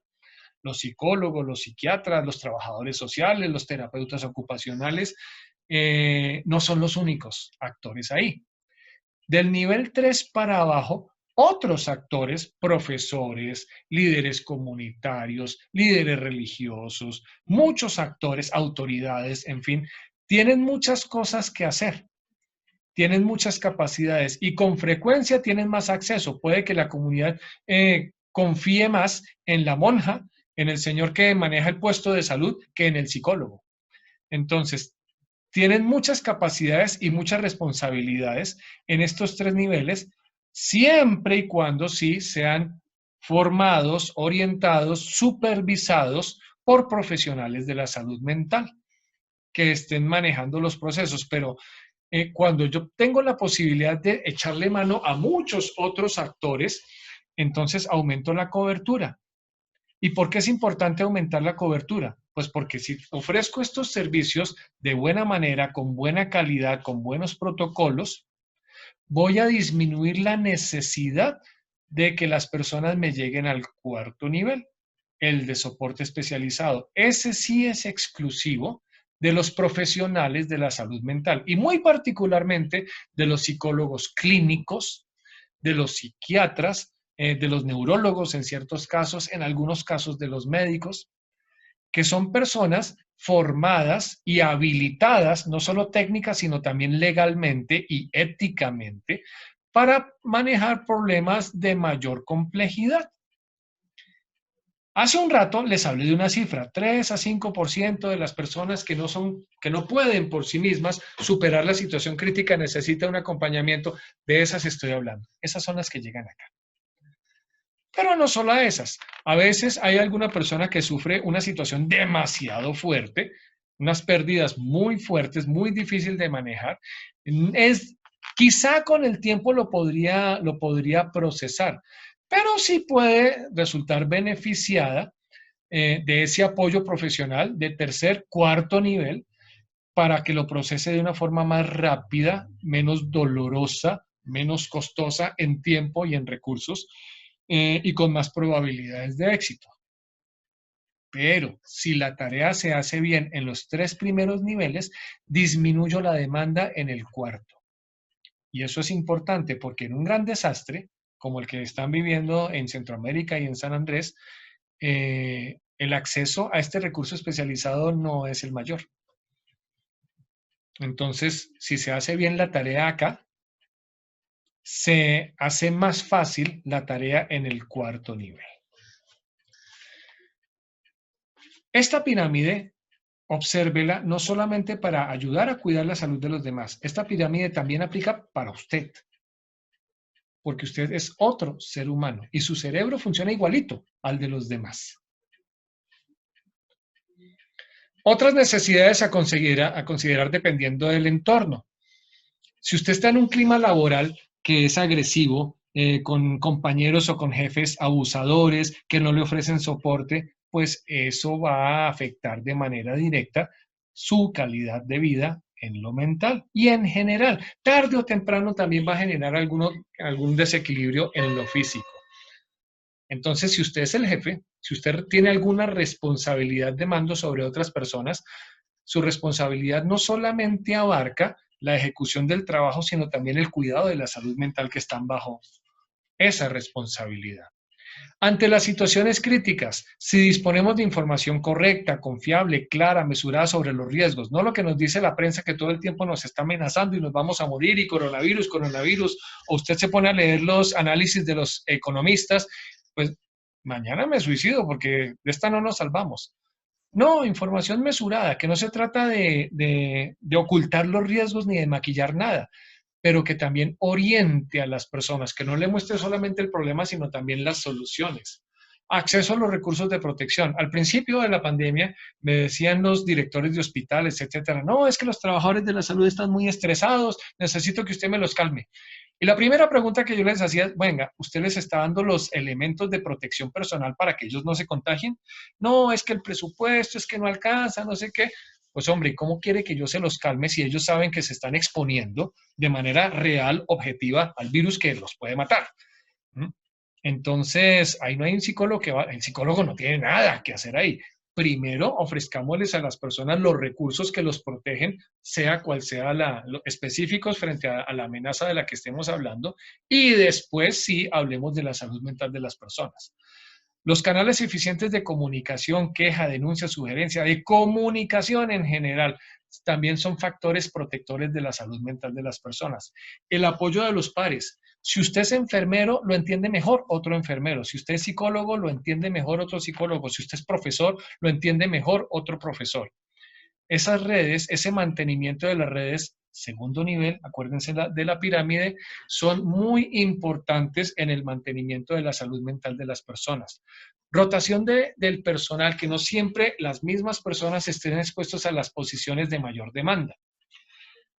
En abril, mayo, hablando con los colegas de Nueva York, ellos encontraron un problema y es que se les estaban suicidando más que en otros lugares los trabajadores de la salud. Y empezaron a mirar y encontraron que los que más se le estaban suicidando eran los que tenían que darle la información al paciente. Acuérdense que en esa época, marzo, abril, teníamos más miedo, había más incertidumbres, era más letal que a uno le dijeran que estaba contagiado del virus. Y aquellos que tenían que decirle al paciente, usted tiene coronavirus, o tenían que decirle a la familia del paciente, o tenían que reportarle a la familia, se murió su familiar, eran las mismas personas. Y esa presión sostenida a lo largo del tiempo desbordó cualquier capacidad de protección y eran los que se estaban o renunciando, dejaban el trabajo botado o se suicidaban.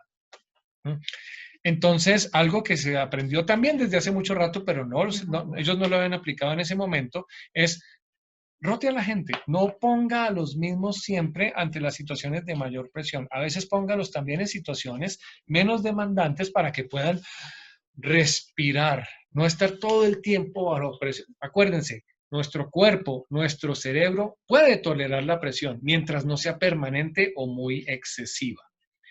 La disponibilidad de mentores, supervisores, madrinas, padrinas, personas igual, igual médico o igual enfermero o igual profesor o igual lo que sea, cual sea el oficio, pero con mayor tiempo de experiencia y de desarrollo. Esa persona lo entiende a uno muy bien y esa persona ya pasó por ahí y me puede aconsejar y me puede orientar tanto en lo técnico como en el cuidado de mi salud mental.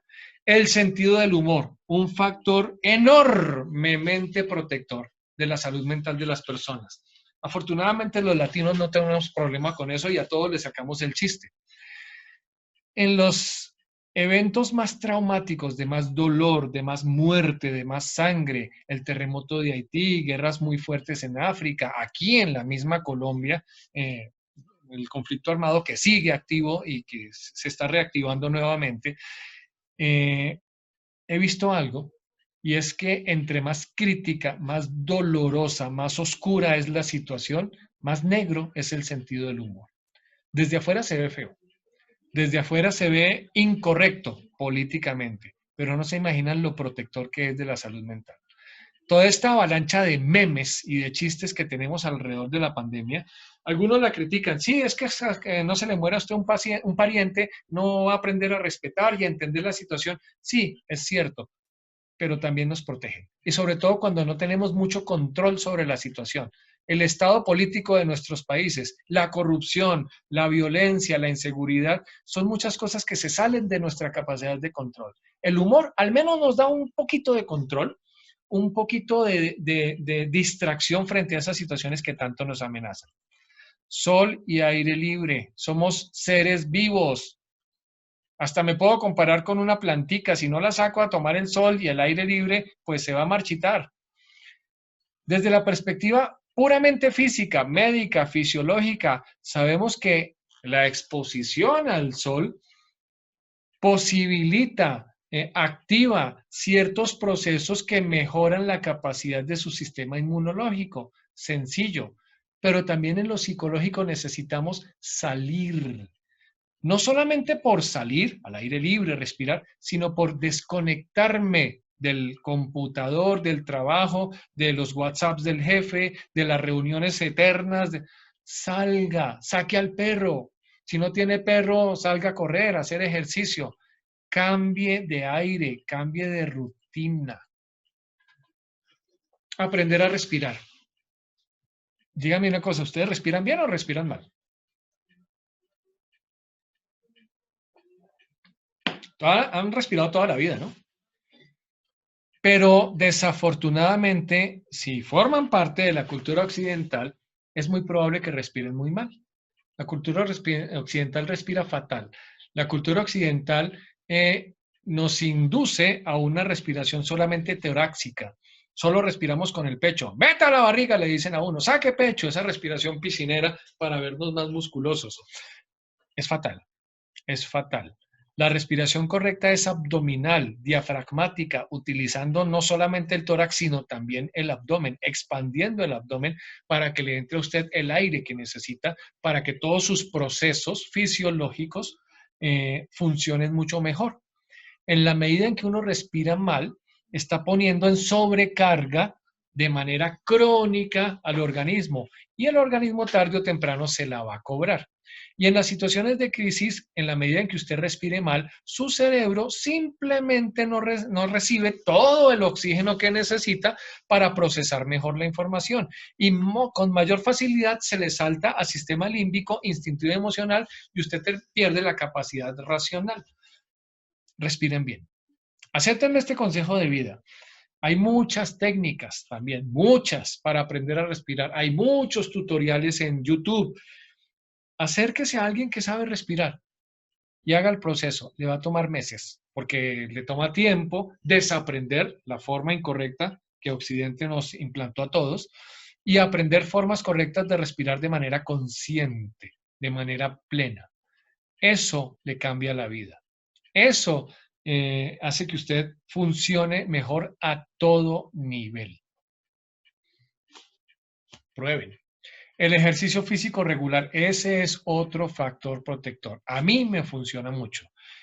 Con frecuencia tengo que estar en entornos muy peligrosos, de mucha presión, que no se puede salir porque hay riesgos de seguridad. Me aprendí muchas rutinas e Internet también trae muchas rutinas para trabajar ahí, con mi cuerpo, con una silla, con el piso, con una pared, etcétera. Y permanentemente el ejercicio físico no solamente es benéfico para mi cuerpo, sino que también me ofrece la oportunidad de desconectarme, de salir, de pensar en otras cosas y libera una serie de hormonas que me dan placer, que me dan tranquilidad, que me ayudan a neutralizar la sobrecarga a la cual haya estado sometido a lo largo del día. Entonces, igual, lo que a usted le guste, correr, nadar, bailar, escalar, lo que usted quiera. Pero la práctica física regular no solamente le conviene a su cuerpo, también le conviene a su cerebro. Y es absolutamente cierto que mente sana en cuerpo sano. Comer bien, fácil decirlo, ¿no? Pero comer bien significa comer balanceado, con todos los grupos nutricionales, a las horas que corresponde, las cantidades que corresponde, etcétera. Es otro enorme factor protector, no solo de su salud física, sino también de su salud mental. No es fácil de llevarla, ¿no? Dormir bien, las horas que corresponde, con una higiene adecuada del sueño, lejos de estos aparaticos y toda esa contaminación electrónica que nos están botando todo el tiempo, lejos de ruidos, distracciones, el televisor, etcétera.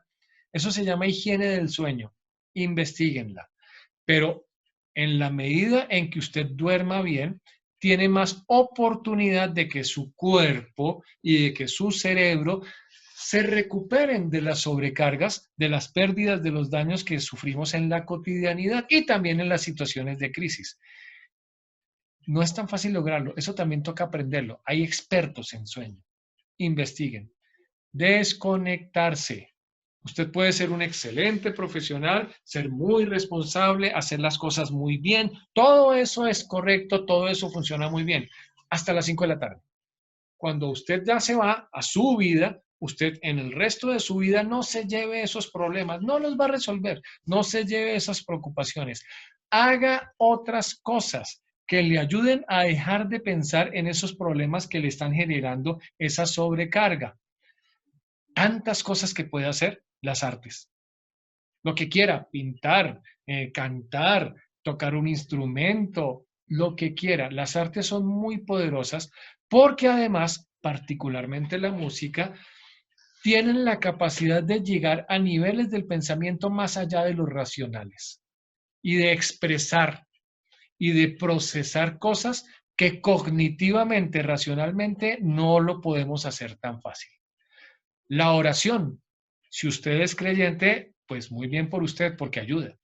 El acto de sentarse, meditar, orar, Santa María, Madre de Dios, ruega por nosotros pecadores, eso es un mantra. La oración ayuda a estabilizar las constantes fisiológicas del cuerpo, ayuda a estabilizar los pensamientos de las personas, ayuda a desconectar y genera unos sentidos de confianza. Es más fácil la carga si la comparto con alguien. Si hay alguien a quien le puedo desplazar parte de las responsabilidades. Jugar, ser niños, tírese al piso con sus hijos y juegue bolitas, carritos, muñecas. Sálgase de su rol serio, convencional, preocupado de toda la vida. Videojuegos, ojalá que no sean de estos violentos que uno mata a todo el mundo y que estás también oscuros y sometido a la presión. Juegos de mesa con la familia, juegue parqués, hágales trampa, ríase, diviértase, sea niño, está protegiendo su salud.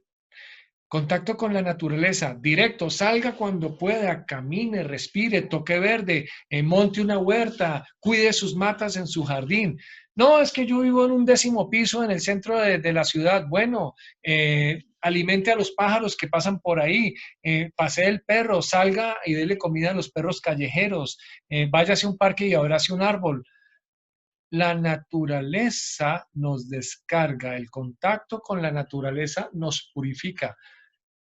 Hay investigaciones que demuestran de manera muy seria, muy consistente, que cuando usted sale a una caminata, baja sus niveles de estrés, sus niveles de adrenalina, sus niveles de cortisol en el torrente sanguíneo, estabiliza sus signos vitales, está recuperándose de la sobrecarga. Pida ayuda. En la cultura occidental le tenemos miedo a pedir ayuda, a fracasar, a errar, es que van a pensar que soy un inútil, que no sirvo para nada. Entonces nos llevamos las cargas nosotros mismos, solitos, y nos consumen. Pedir ayuda también lo hace humano.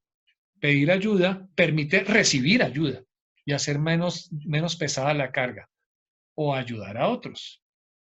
Es profundamente sanador ayudarle a otra persona. En esta crisis lo hemos visto y es tan importante que surge de manera espontánea. Todos estamos preocupados, llevados, nos cambió la economía, tenemos incertidumbres, pero siempre hay alguien más fregado que uno. Y ayudamos en lo que podemos. Se siente bien, ¿cierto? Ayuda. Eso lo practico mucho en lugares muy complicados donde personas han sufrido pérdidas enormes, le han matado a la familia, etcétera.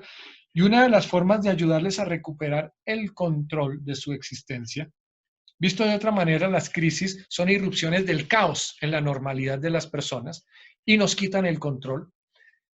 Una forma de empezar a recuperar el control es ayudar a otro que esté más fregado que yo. En la medida en que yo puedo ayudar a otro, me ayudo a mí mismo también. Acuda a los servicios de apoyo que tenga disponibles en cuanto a salud y salud mental en particular. Esto es en Colombia.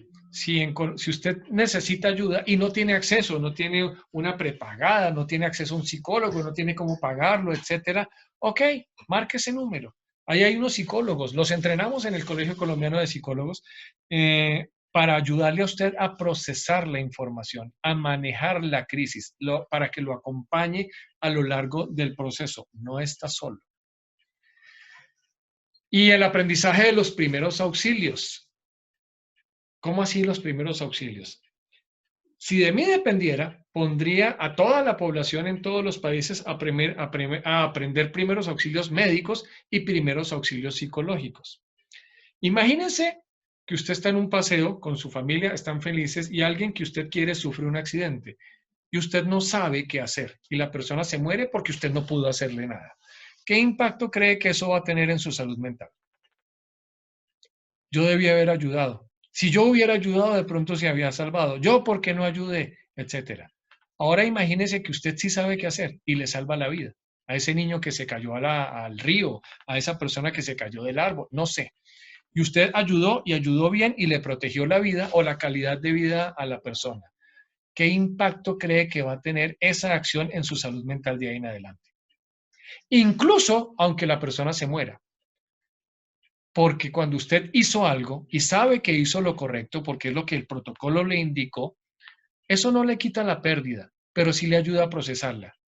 Todos hemos tenido cerca a esta persona, este familiar, este amigo que se enfermó y que se fue deteriorando con el tiempo y que lucharon y las terapias, las radiaciones, etcétera, pero finalmente murió.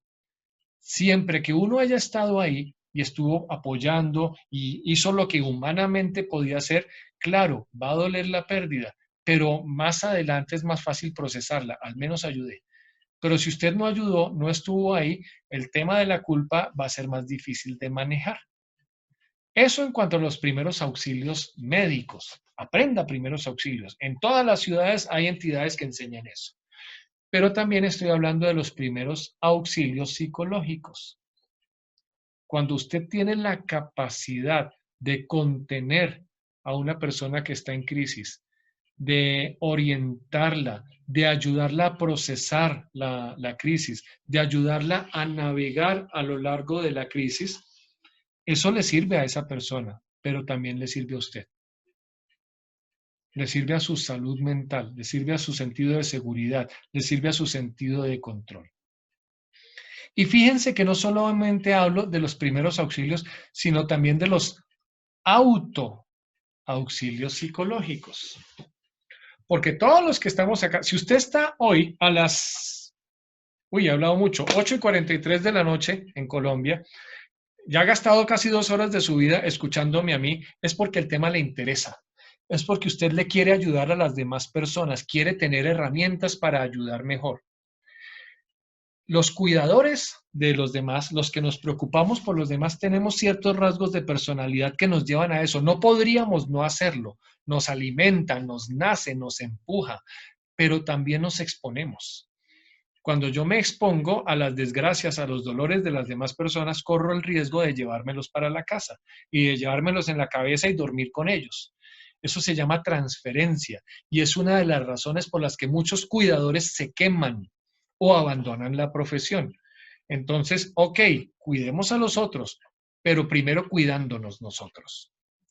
Los bomberos chilenos tienen un dicho, ellos dicen, en la atención de emergencias mis prioridades son, primero yo, segundo yo, tercero yo, cuarto mis compañeros, quinto el equipo, después la víctima.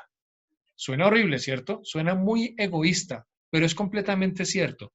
Porque si usted es un ayudador y le pasa algo, entonces ahora ¿quién ayuda?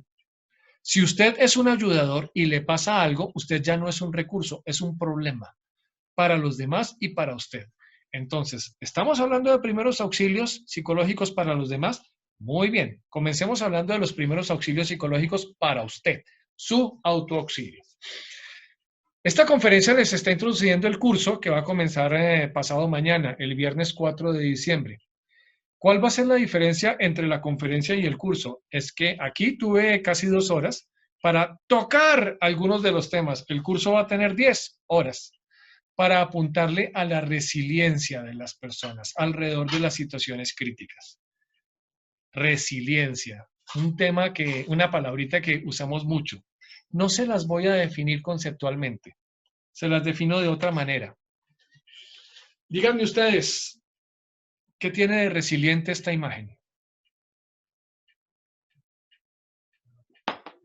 Algunos dicen que la resiliencia ahí se expresa en la capacidad que tuvo esta florecita de ser florecita, de seguir su esencia, de seguir su naturaleza, incluso en un ambiente tan difícil, ¿cierto? En un ambiente tan hostil.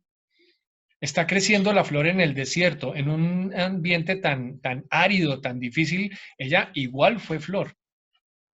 Sí, esto es resiliencia. ¿Qué ven de resiliente en esta imagen? Hasta donde uno sabe, las palmeras crecen para arriba.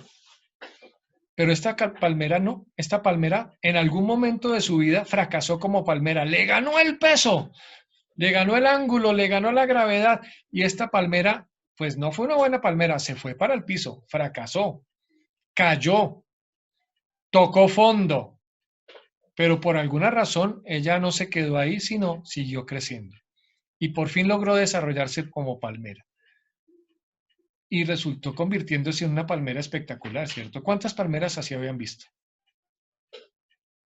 Hasta le toman fotos ahora, hasta ahora la utilizan como ejemplo de resiliencia, la capacidad de recuperarse, la capacidad de surgir, incluso después de haber caído. Y ahora es una palmera extraordinaria, no es como todas las demás palmeras. Quizá llegó a la etapa de aprendizaje esta palmera. ¿Alguno de ustedes ha pasado por ahí? ¿Alguno de ustedes esto le ha ocurrido? A todos, ¿cierto? Y podemos quedarnos con el dolor o podemos transformar el dolor.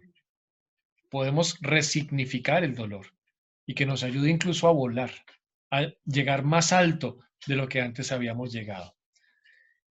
Y la que más me gusta, vean este video varias veces. Ay, perdón.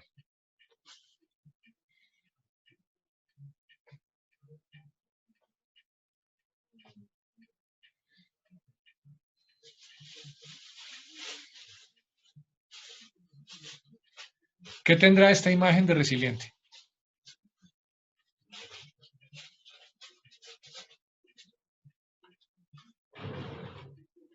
Yo no sé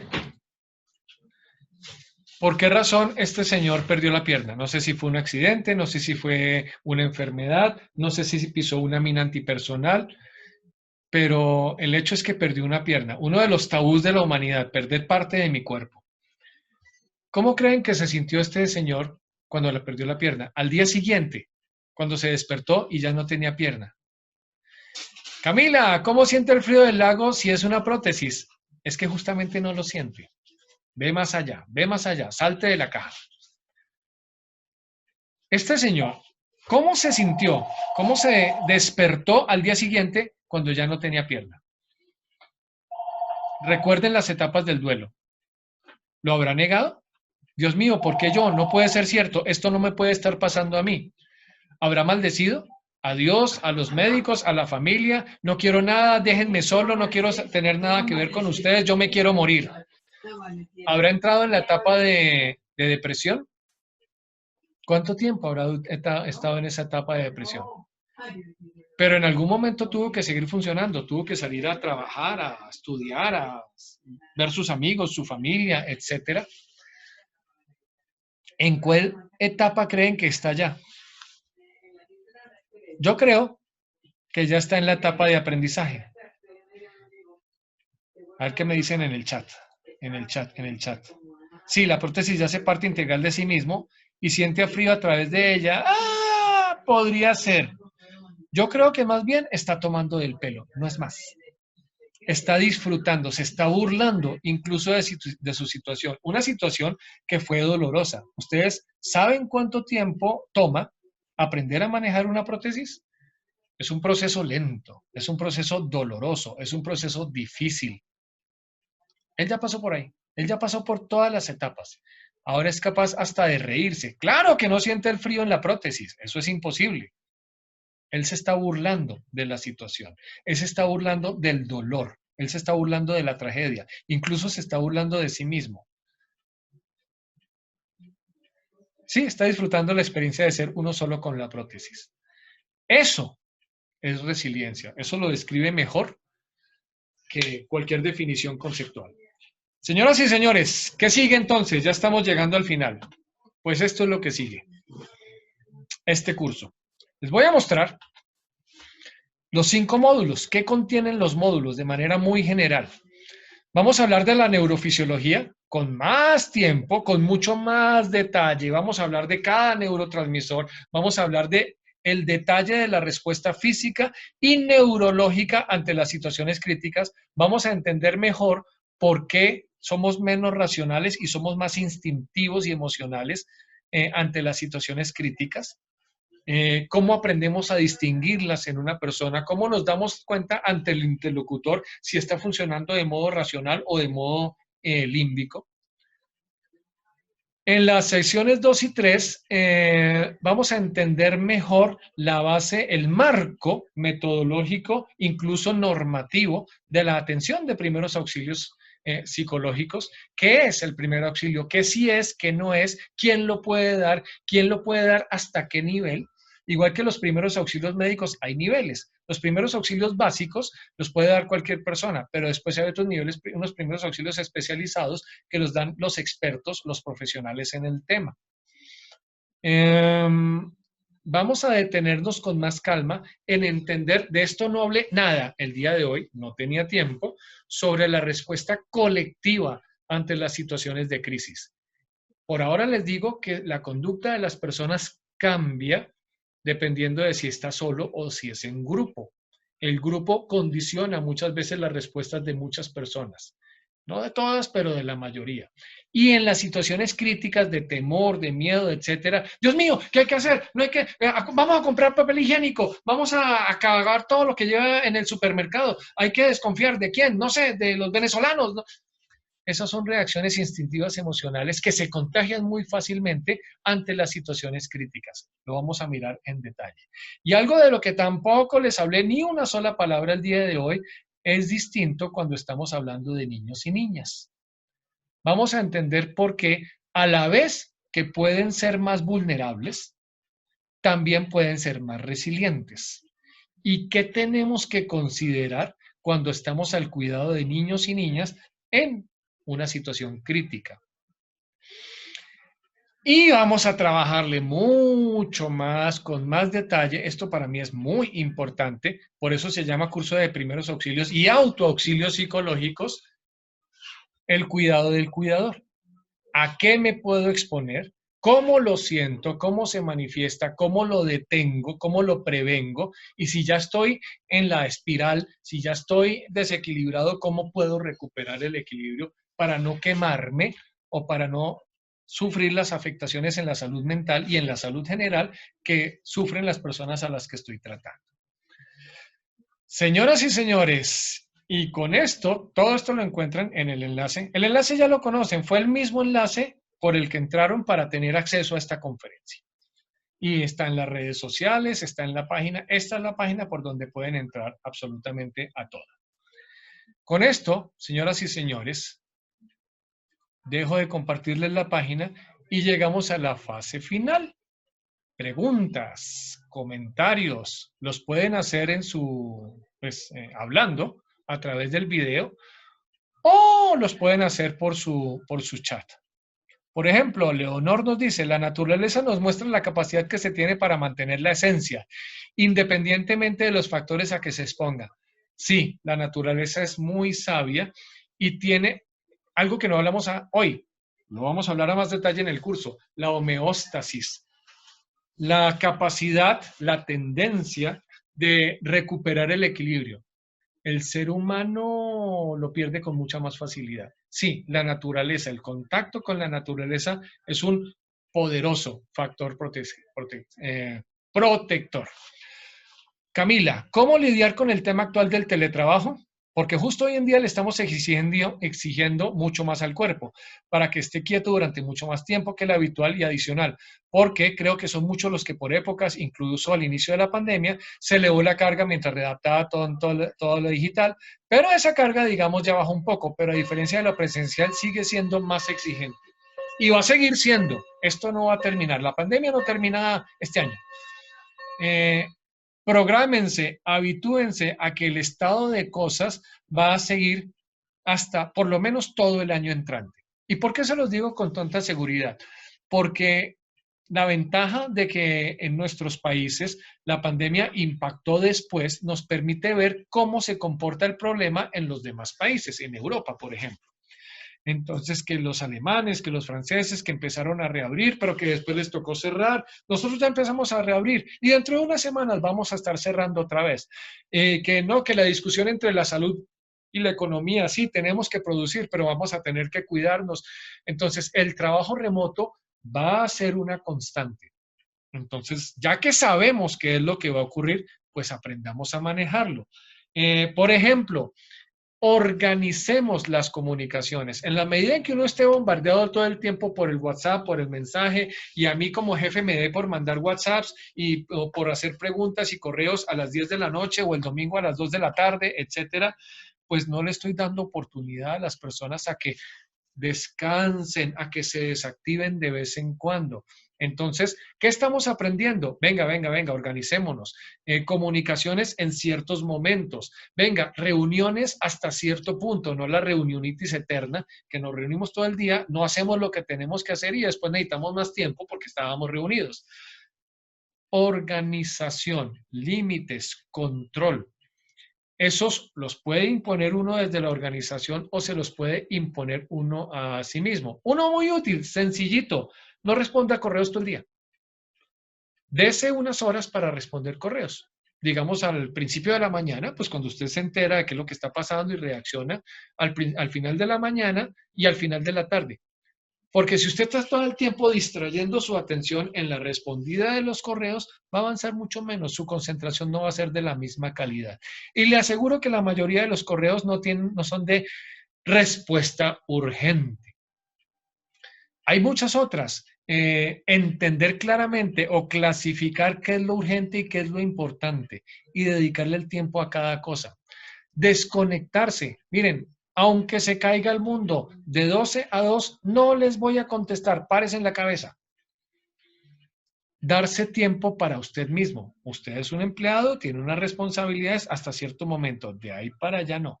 Claro, claro, esto es un proceso educativo. Todos estamos aprendiendo. Acuérdense, muy poca gente sabía trabajar de manera remota. Y de pronto nos tocó sin hacer el curso introductorio. Hola, Emma Jocelyn, una consulta. A veces creo que no me estreso, pero luego me dan malestares físicos que indican que sí. No sé cómo encontrar conciencia de mi estrés y cuándo no estoy estresada. Gracias. El cuerpo nos habla. El cerebro también nos habla. Puede que no nos lo diga de manera consciente, pero hay una serie de señales que nos dicen, hey, pilas, se está pasando, hey, pilas, se está saltando de racional a emocional. Hey, pilas, me está sobrecargando. Entonces, una de las vías es aprender a ser consciente de esas señales y ponerles cuidado a esas señales. Así como el dolor es una expresión del cuerpo que me está diciendo, oiga, me tiene descuidado, oiga, esta parte, esta articulación, esta muela, lo que sea, hay algo que está mal pasando. Igual, su cerebro también le da a usted información. Lo que pasa es que no la percibimos, no la copiamos. En el curso vamos a hablar con más detalle de eso.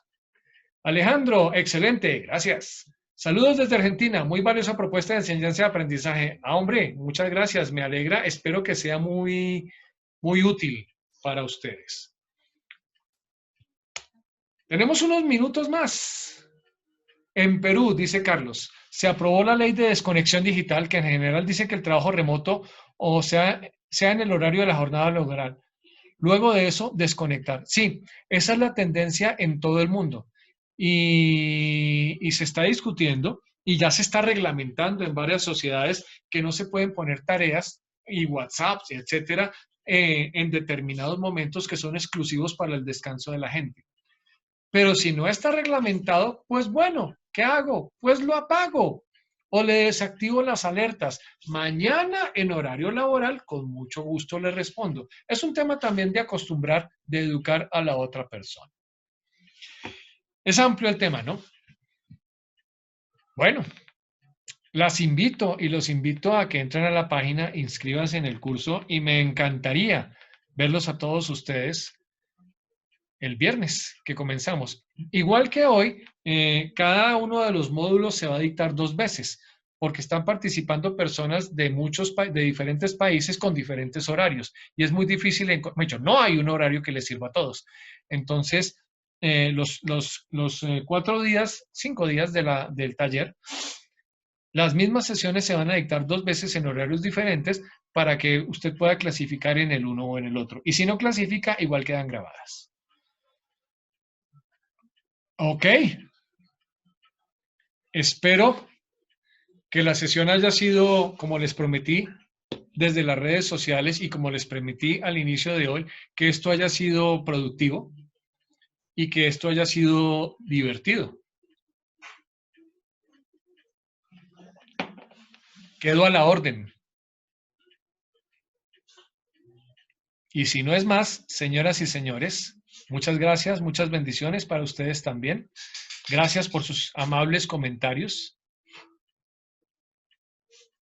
Y por ahora, a descansar. Cuídense mucho, por favor. Cuiden a las personas que ustedes quieren. Cuídense ustedes y nos vemos. Buenas noches.